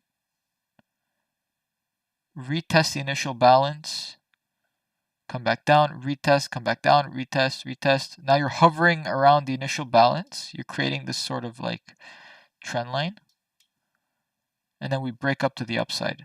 So it's very possible that even with a wide range, very possible you create a 152 point drop. You could still reverse at the end of the day.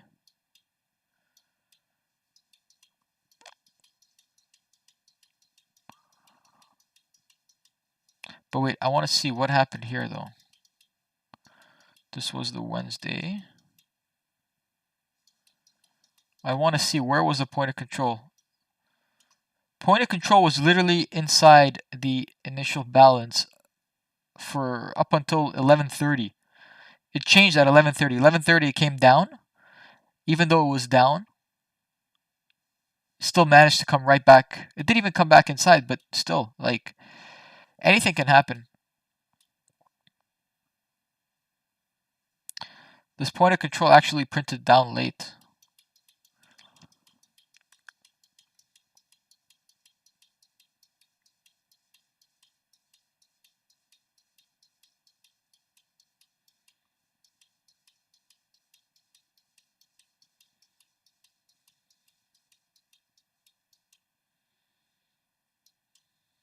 Now we're finding support at the 1-to-1 extension.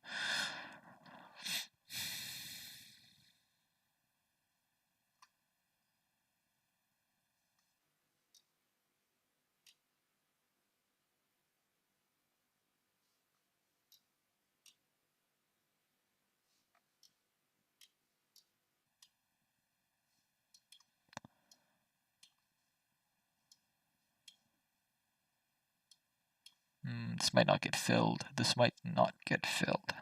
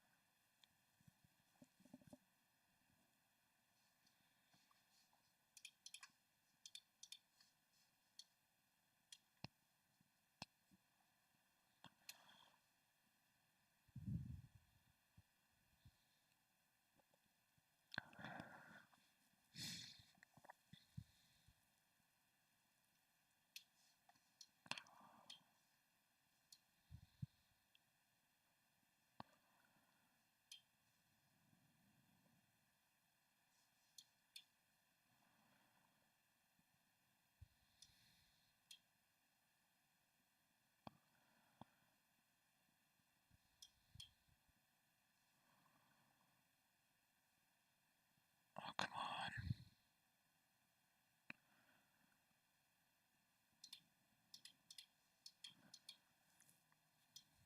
Trickles down here a little bit, it's fine.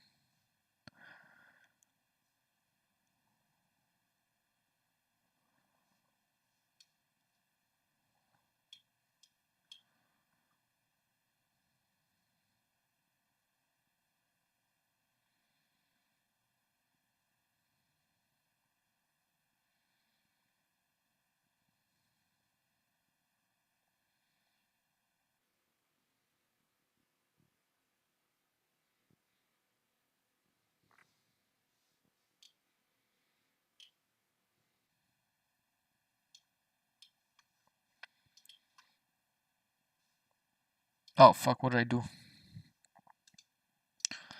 Mistake.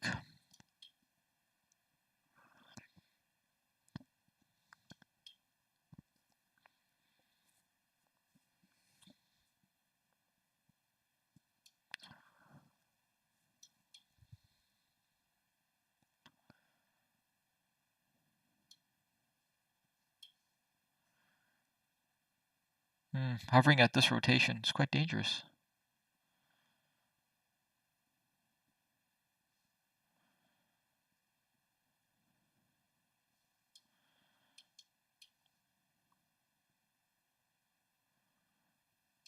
I want to see this get rejected. I want to see this get rejected quick down here. Very least get rejected to midpoint, get out at midpoint, but I don't like this. This could be the breakout of the rotation to go higher. You see this?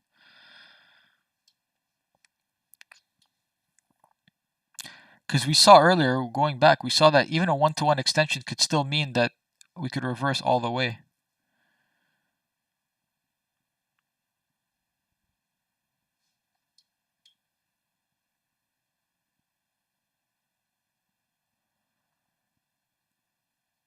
Get out of here, no way.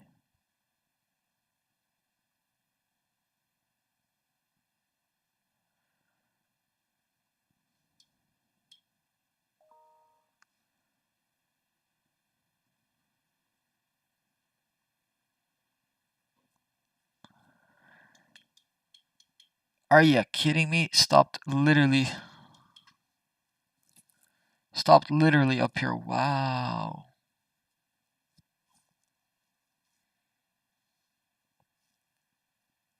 I wonder if we go long at midpoint at 15. It could be fake out for liquidity, but this could just mean a test to make highs. I don't know.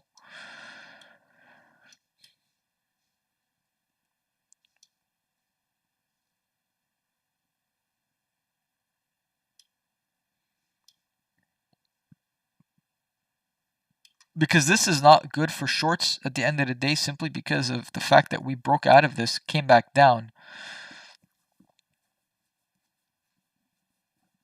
But we didn't break out hard enough, so came back down. Midpoint could be interesting at 15. You put a tight stop, no problem. That could be a good trade to go. I like the RR on that, because technically speaking, this breaks midpoint. You don't want it to come back down here, but that's 15 points. I don't even want it to come down by like 7 points, not even. So I like the RR on that. You go long at 15, you put your stop like a few points below.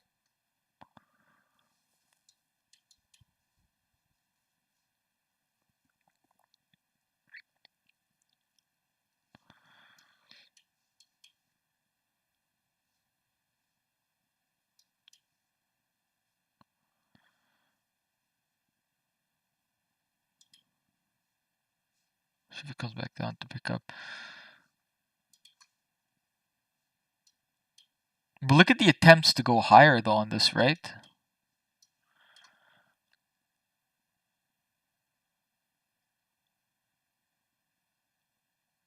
Yeah, it could be. It could be, but this is very big as well. You can take a scalp off of this.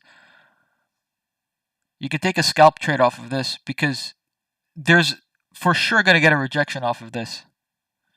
For sure, at least a 10-20 point rejection off of this. We could break it, but I don't think we break it straight up.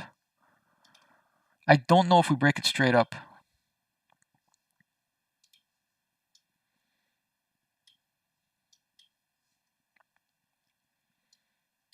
What could happen is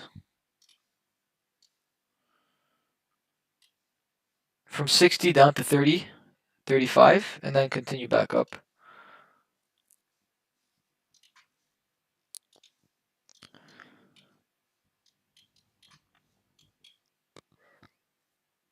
It depends. Or we just get rejected off from here.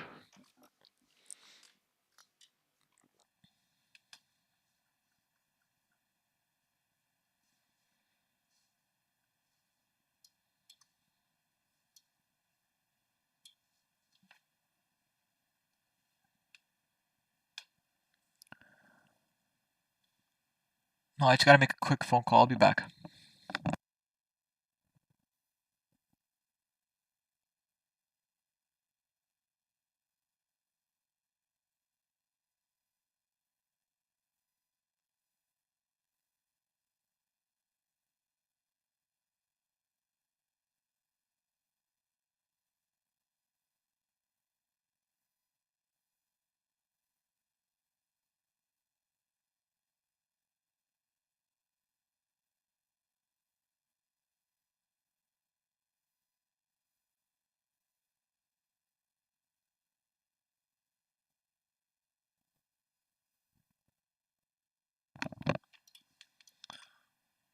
Yeah, that's 62. Technically, you're right. So I like the odds over here. It's supposed to be rejected from here. At least a couple of points, you get a rejection. If it shoots up, then, you're wrong. But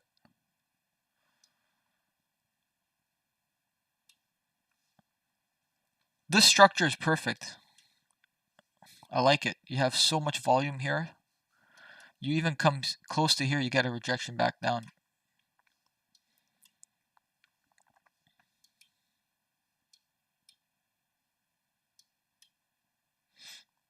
But this stacked imbalance is like two prices only. It's not the strongest. The settings on these are not the best, but you see this one held pretty well. 1, 2, 3, three stacked imbalances. Tested once, tested twice.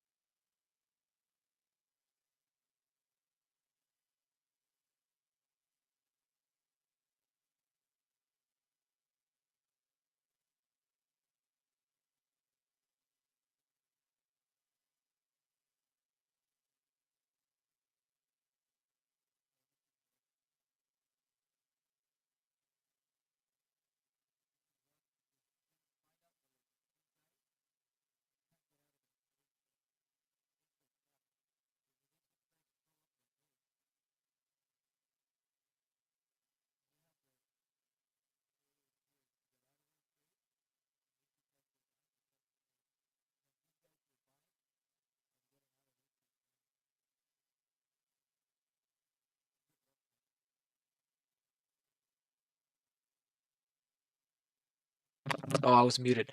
What I was saying is this is rough because these guys over here, well, if they're waiting for price to come back so that they can get out of their trades at a loss or whatever, or a scratch at the very least, but they see instead what happens is price comes back down like this. It doesn't look too good for these guys. And on top of that, these guys that bought, everybody who's got like volume over here and contracts over here, will probably start getting stopped out as well.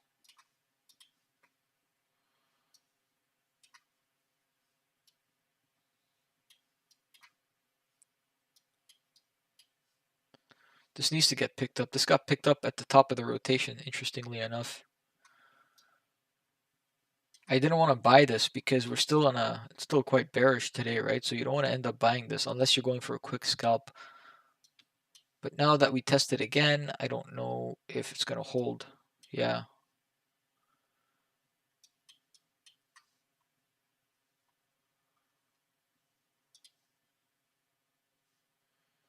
Just don't know if it's going to hold. Let's see. I don't want to keep bringing this down. I think, no, never mind.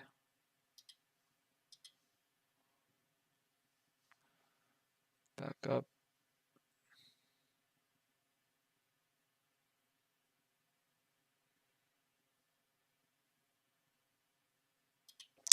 No, it's not a very good trade.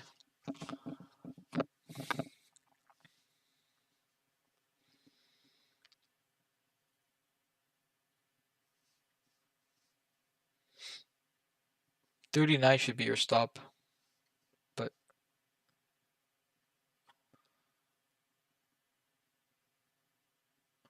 yeah, this looks very bearish.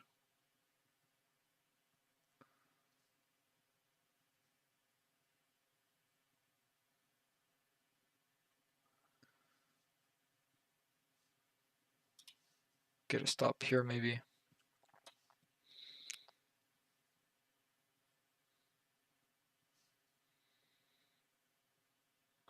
It's too accurate for 15. If I get filled, you get filled, but it's too accurate otherwise. We'll see. My scalp trades are usually good. These bounce trades, they're usually good.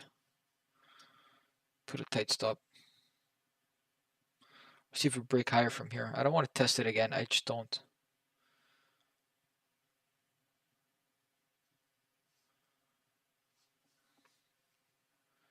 Maybe I just need to trade midpoints, dude. Like, just take 10, 20 points off midpoint trades. What do you say?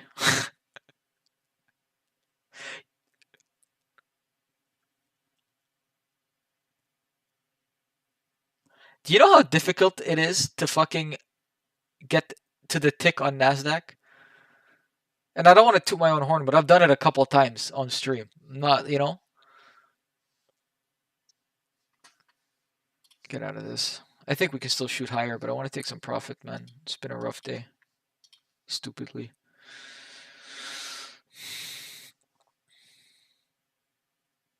Do you realize, like, this trade right here was, I was offside by 1 point.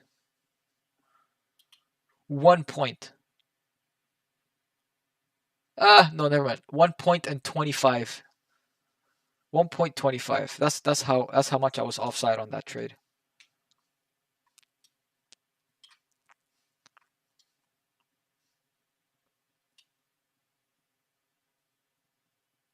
Building these midpoints is a freaking art.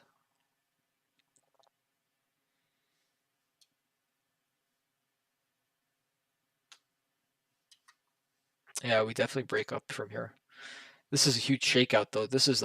You're trapping a lot of players right here.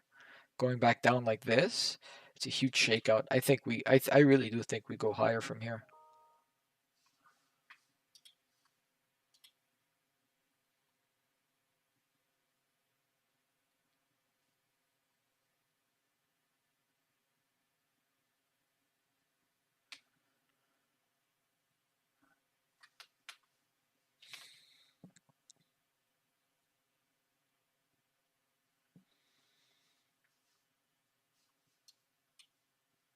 Maybe not actually. What I wanted to see was no rejection. I didn't want to see a new bar from here.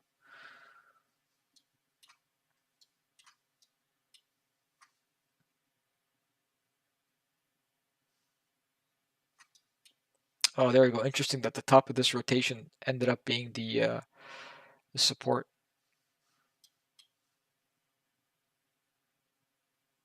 Do I still think we can go short here? No, not too much.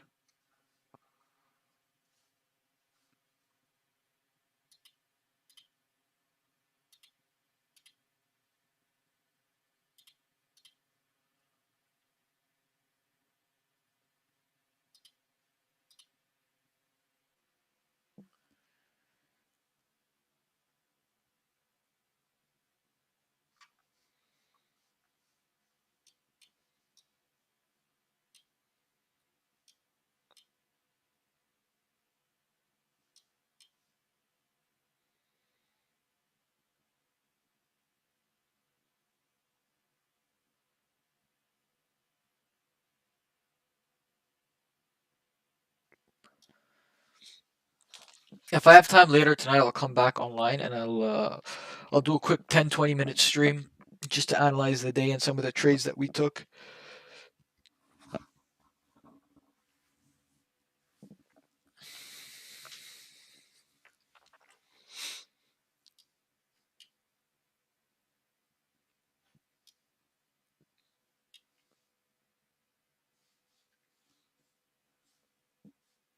This should be fine, but it's going up too fast for me.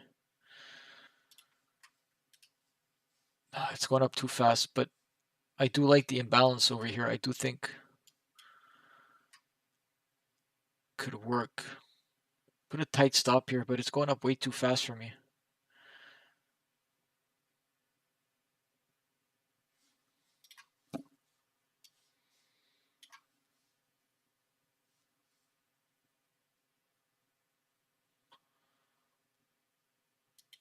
No, I don't like it. It went up way too fast for me. What you could see is you could see some volume build, slight rejection, and then a continuation up. I think that's more likely than a straight short down, simply because of the volume that we kind of built like this. You see, it went way too fast up for me.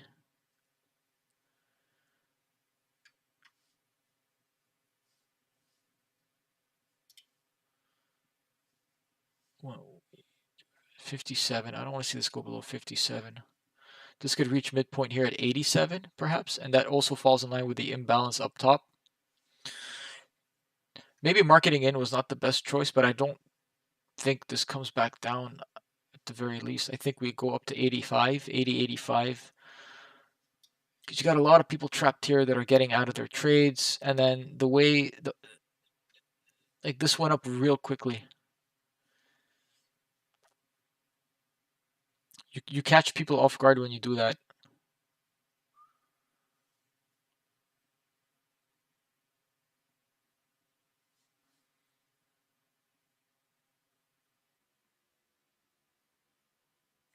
You saw this bid just be brought up here.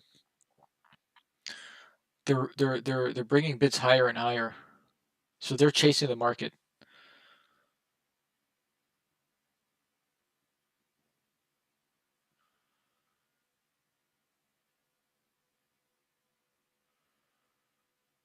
I trust this. I trust this to touch IB low, and if this touches IB low, and we have like a break of the IB low, I do think we can reach the IB high. Look at the POC, it's still up here. POC can act like the magnet for this, you know. Building volume on this breakout below 67 can get dangerous, but below 67 you curl back down, you go to 57. So that's like the last line in the sand that you want. But a P shape like this is pretty good. You don't want it to go here though. You just don't want it to go here. 64, at least in the middle of 64. So like 59, 58, you just don't want it to.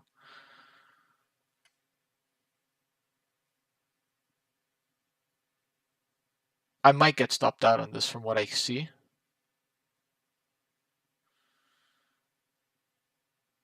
Yeah, it seems to me marketing in is really, really bad. Stop doing it. No matter how confident you feel in the trade, just don't market in.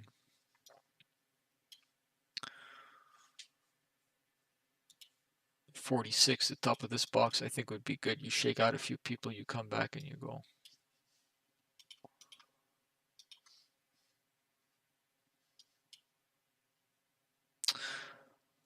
That's the problem. You mark it in up here, and then your stop is literally where your entry should have been in the first place. It skews everything. Always wait for a pullback. Always wait for a pullback. I keep forgetting this. Always wait for a freaking pullback.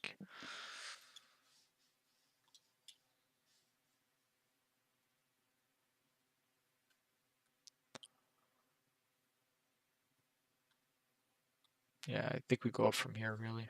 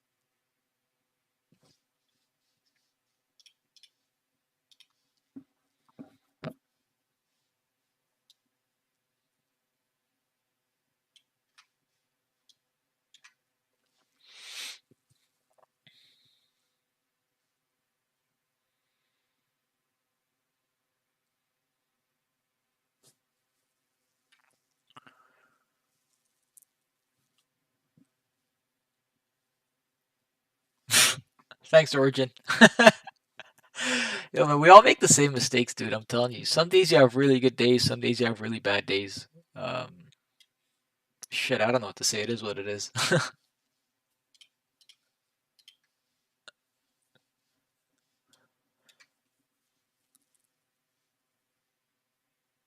But it goes to show you, man. We're all the same. You know.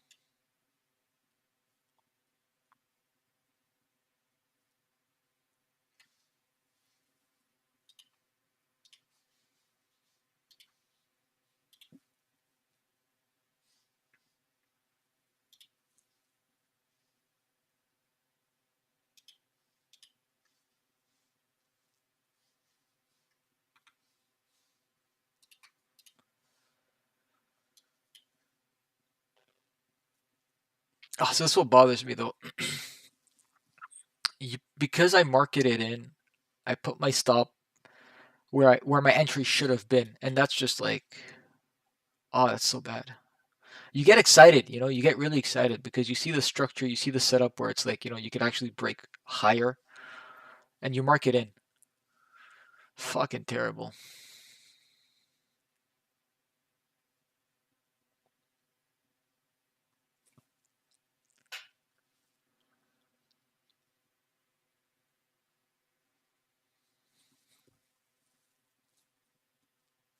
Hefe's an OG over here. He's been with me since day one. He sticks with me for whatever reason. I don't know why, but he's an OG.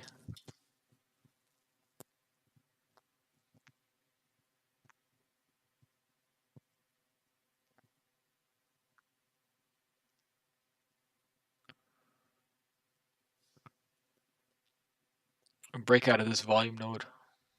Got a lot of stops on the way here, and then I see this reverse back down.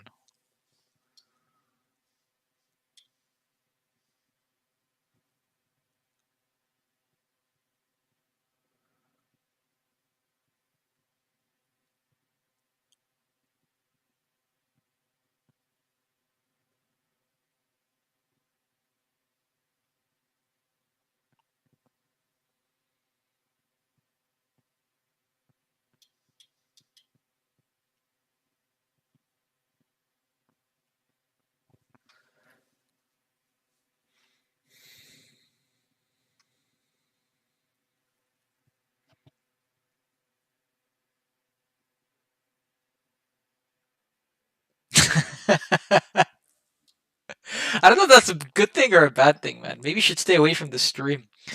If we're alike, you should probably stay away from the stream. No, I'm kidding, man. Stay around. You're welcome.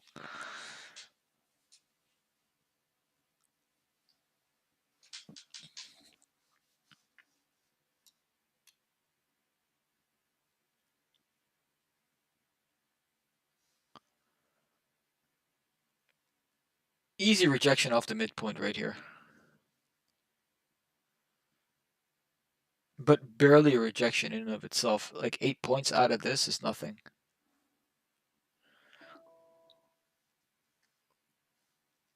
I think we break midpoint, you can reach VWAP or maybe even the top of this range.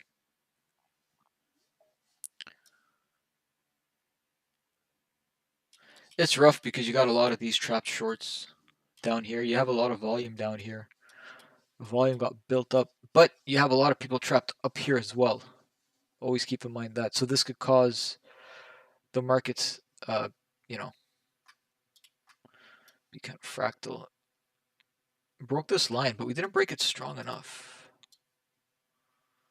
I think if you want to draw a half-ass line over here, you definitely could. Back within value, we created this big tail here. VPOC is still up here.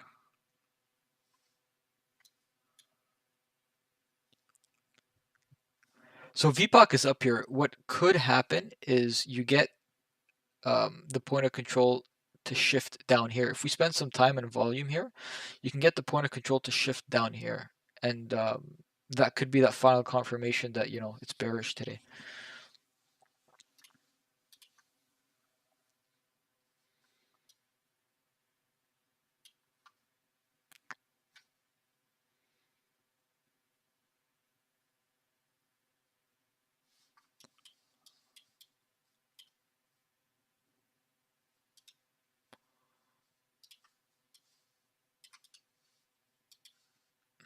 I'm watching at this rotation, this line.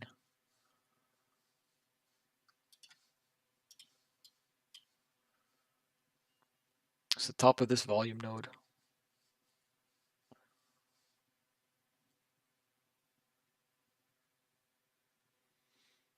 If it fails here, I think we come back down to 52. Maybe even lower.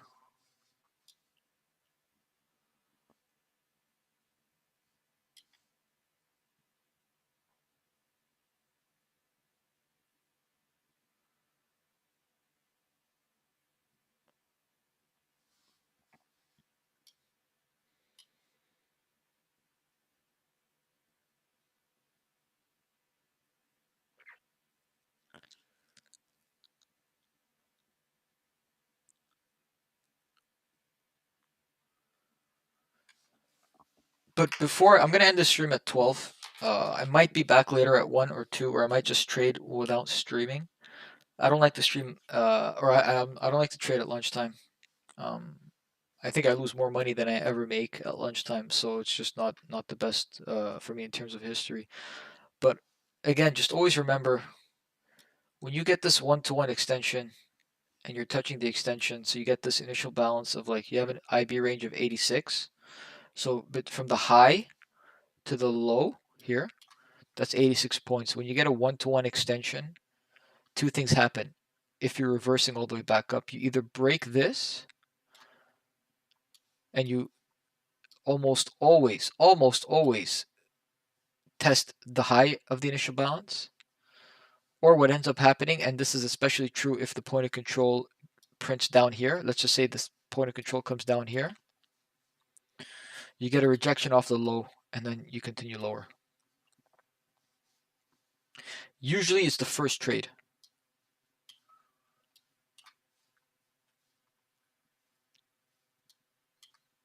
You kind of see how volume volatility died down right before lunchtime, like that calm before the storm.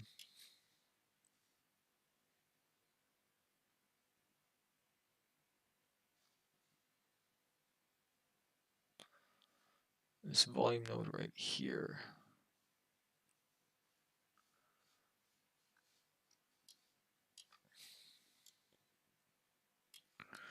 So this is nice to see. You're building imbalances on the way up. That's nice to see.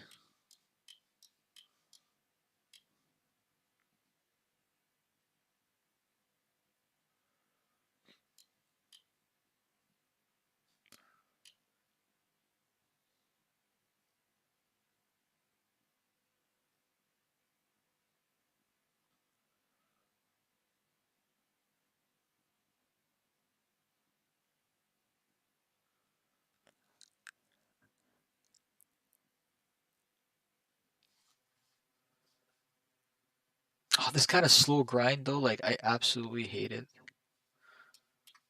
But it's these kind of slow grinds that the calm before the storm, like I said, you know.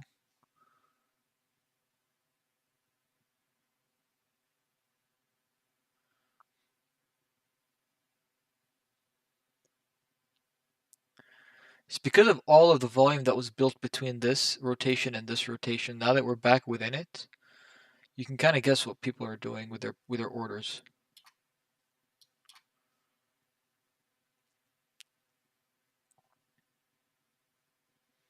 It's like if you went long here and you saw price come back up like this, you're probably getting out of your trade. You're probably selling right now to get out of your trade. If you went short here, right, and you saw price come back, are you going to add to your short?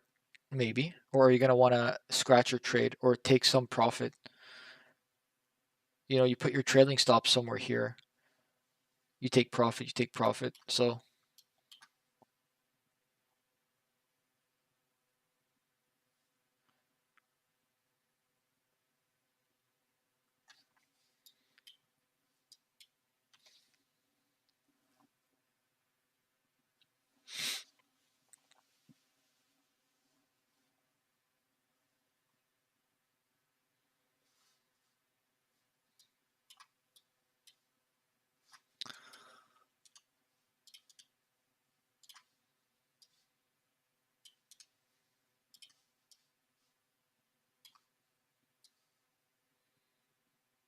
It's a clean structure here.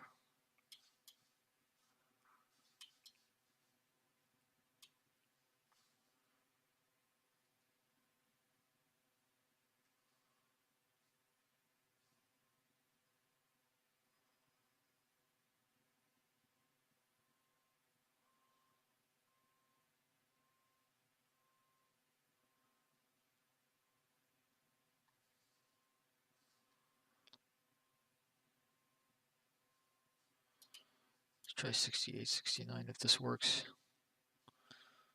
Come back down here, maybe bounce off and then go up higher.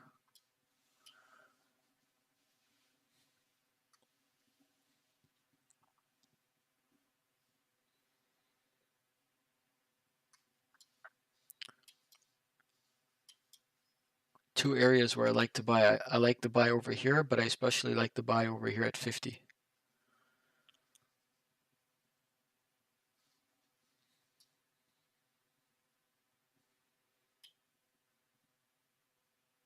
If we even get that fill though.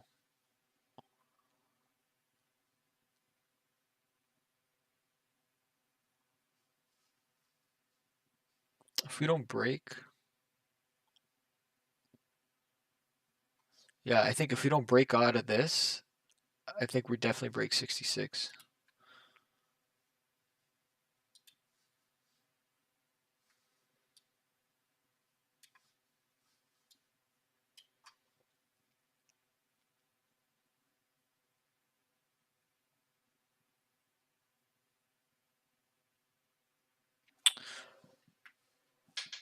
I don't know. I don't think we get this trade before lunchtime. If I take a trade now and I get stuck in lunchtime, I'm gonna shoot myself.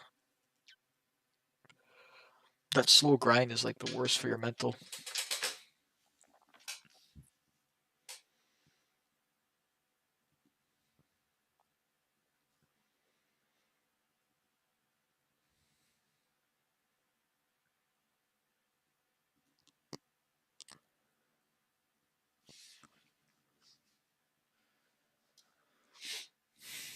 You want to break out of this box, like in either direction, to start to actually get a move going. It's very important that we break out of this, whether it's to the downside or the upside.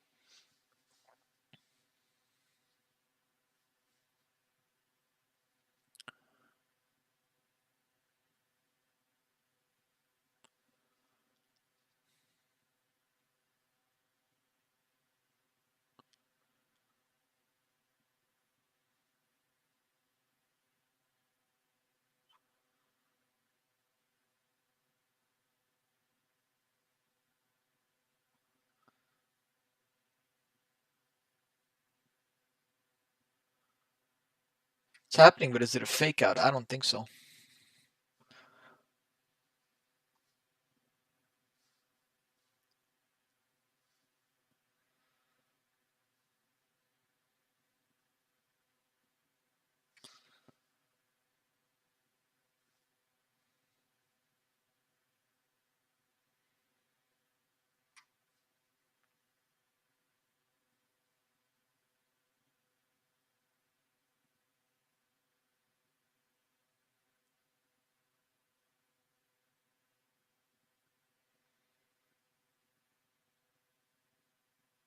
What do you mean by to what degree, though?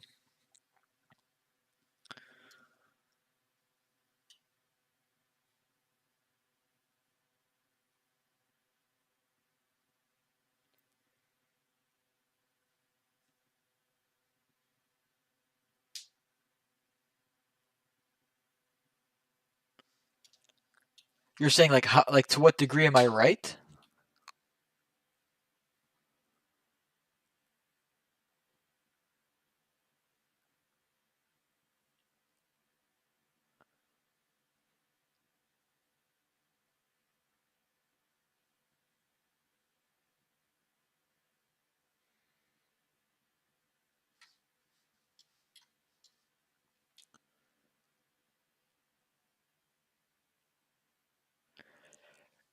like it's funny because like I could sit here with the utmost of confidence and say this is exactly why what is happening. But for all I freaking know, like it could be some guy sitting on a chair at some institution, whose boss is pissed at him because he didn't buy futures at a certain price and he has to actually buy everything. I don't know. I really don't know. Like I don't know why the market does what it does, but what I do know is that I'm very consistent in my personal understanding of the market. I'm consistent, or at least I try to be consistent with my story, right? So if each day I am consistent with how I view the market, then if my risk management is there, if my trade idea, my trade plan, if everything is there, then it's to that degree that I am right based off of my consistency with how I view the market. But at the end of the day, you don't know why what happens.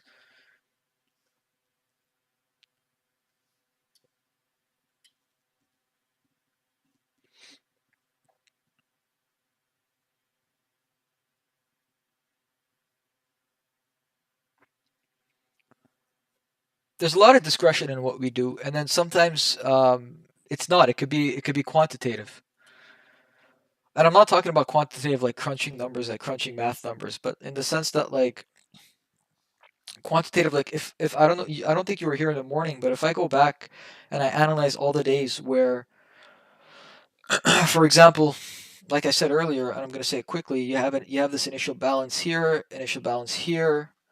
and you make a one-to-one extension of this initial balance, and then you come in and you break the low, right? You make this one-to-one extension, you come in, you break the low, and you break it with, with some confidence, and you see that there's buyback happening.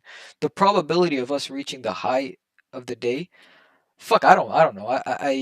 Like I said, it's not quantitative in the sense that I actually have a program running in the back and telling me, oh, with an 80% certainty that it's going to reach the high. But you go back and you look a couple of days, you realize that the probability is quite high. The exact number, I don't freaking know.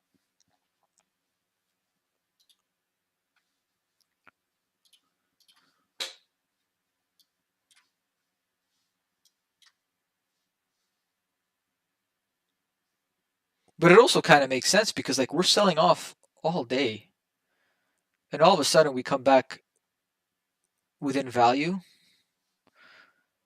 The guys that are short here, the guys that are trapped here, a lot of them either took their profits, so you see this buyback, and a lot of these guys are late to the party. And if you're late to the party, like, what are you going to do? You're going to get out of your trade. And as traders, we hold on to our trades for far too long.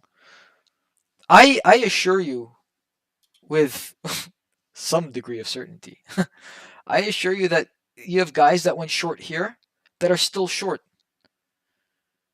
Probably still short. As they see price come up here, they're probably still going to be short because they're stubborn.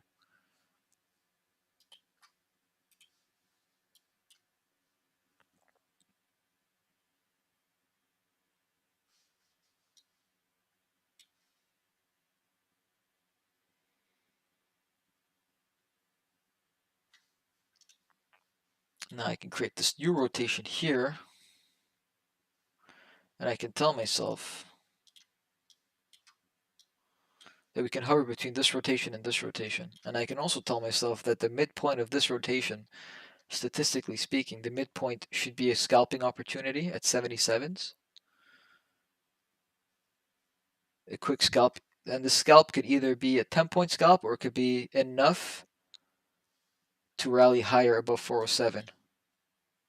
So knowing this, I got to build a strategy around, depending on how much size I put in. Let's just say I go in with 5 contracts, I go with 5. I know that a quick scalp is possible. So you can take some off here. You can leave the rest off here. And then you put your stop at scratch, and then you can let the rest ride higher. It really depends on how you trade.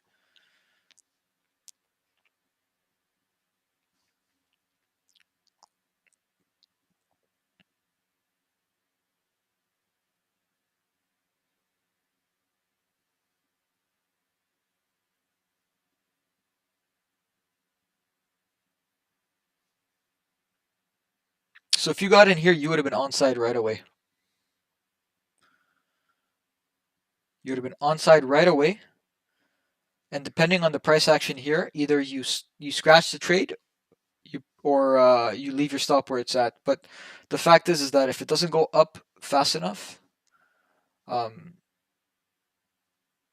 then you might actually get stopped out if you put your stop down here. Simply because when you're taking a scalp trade like this, I know that what I want to see is I want to see a quick bounce up off.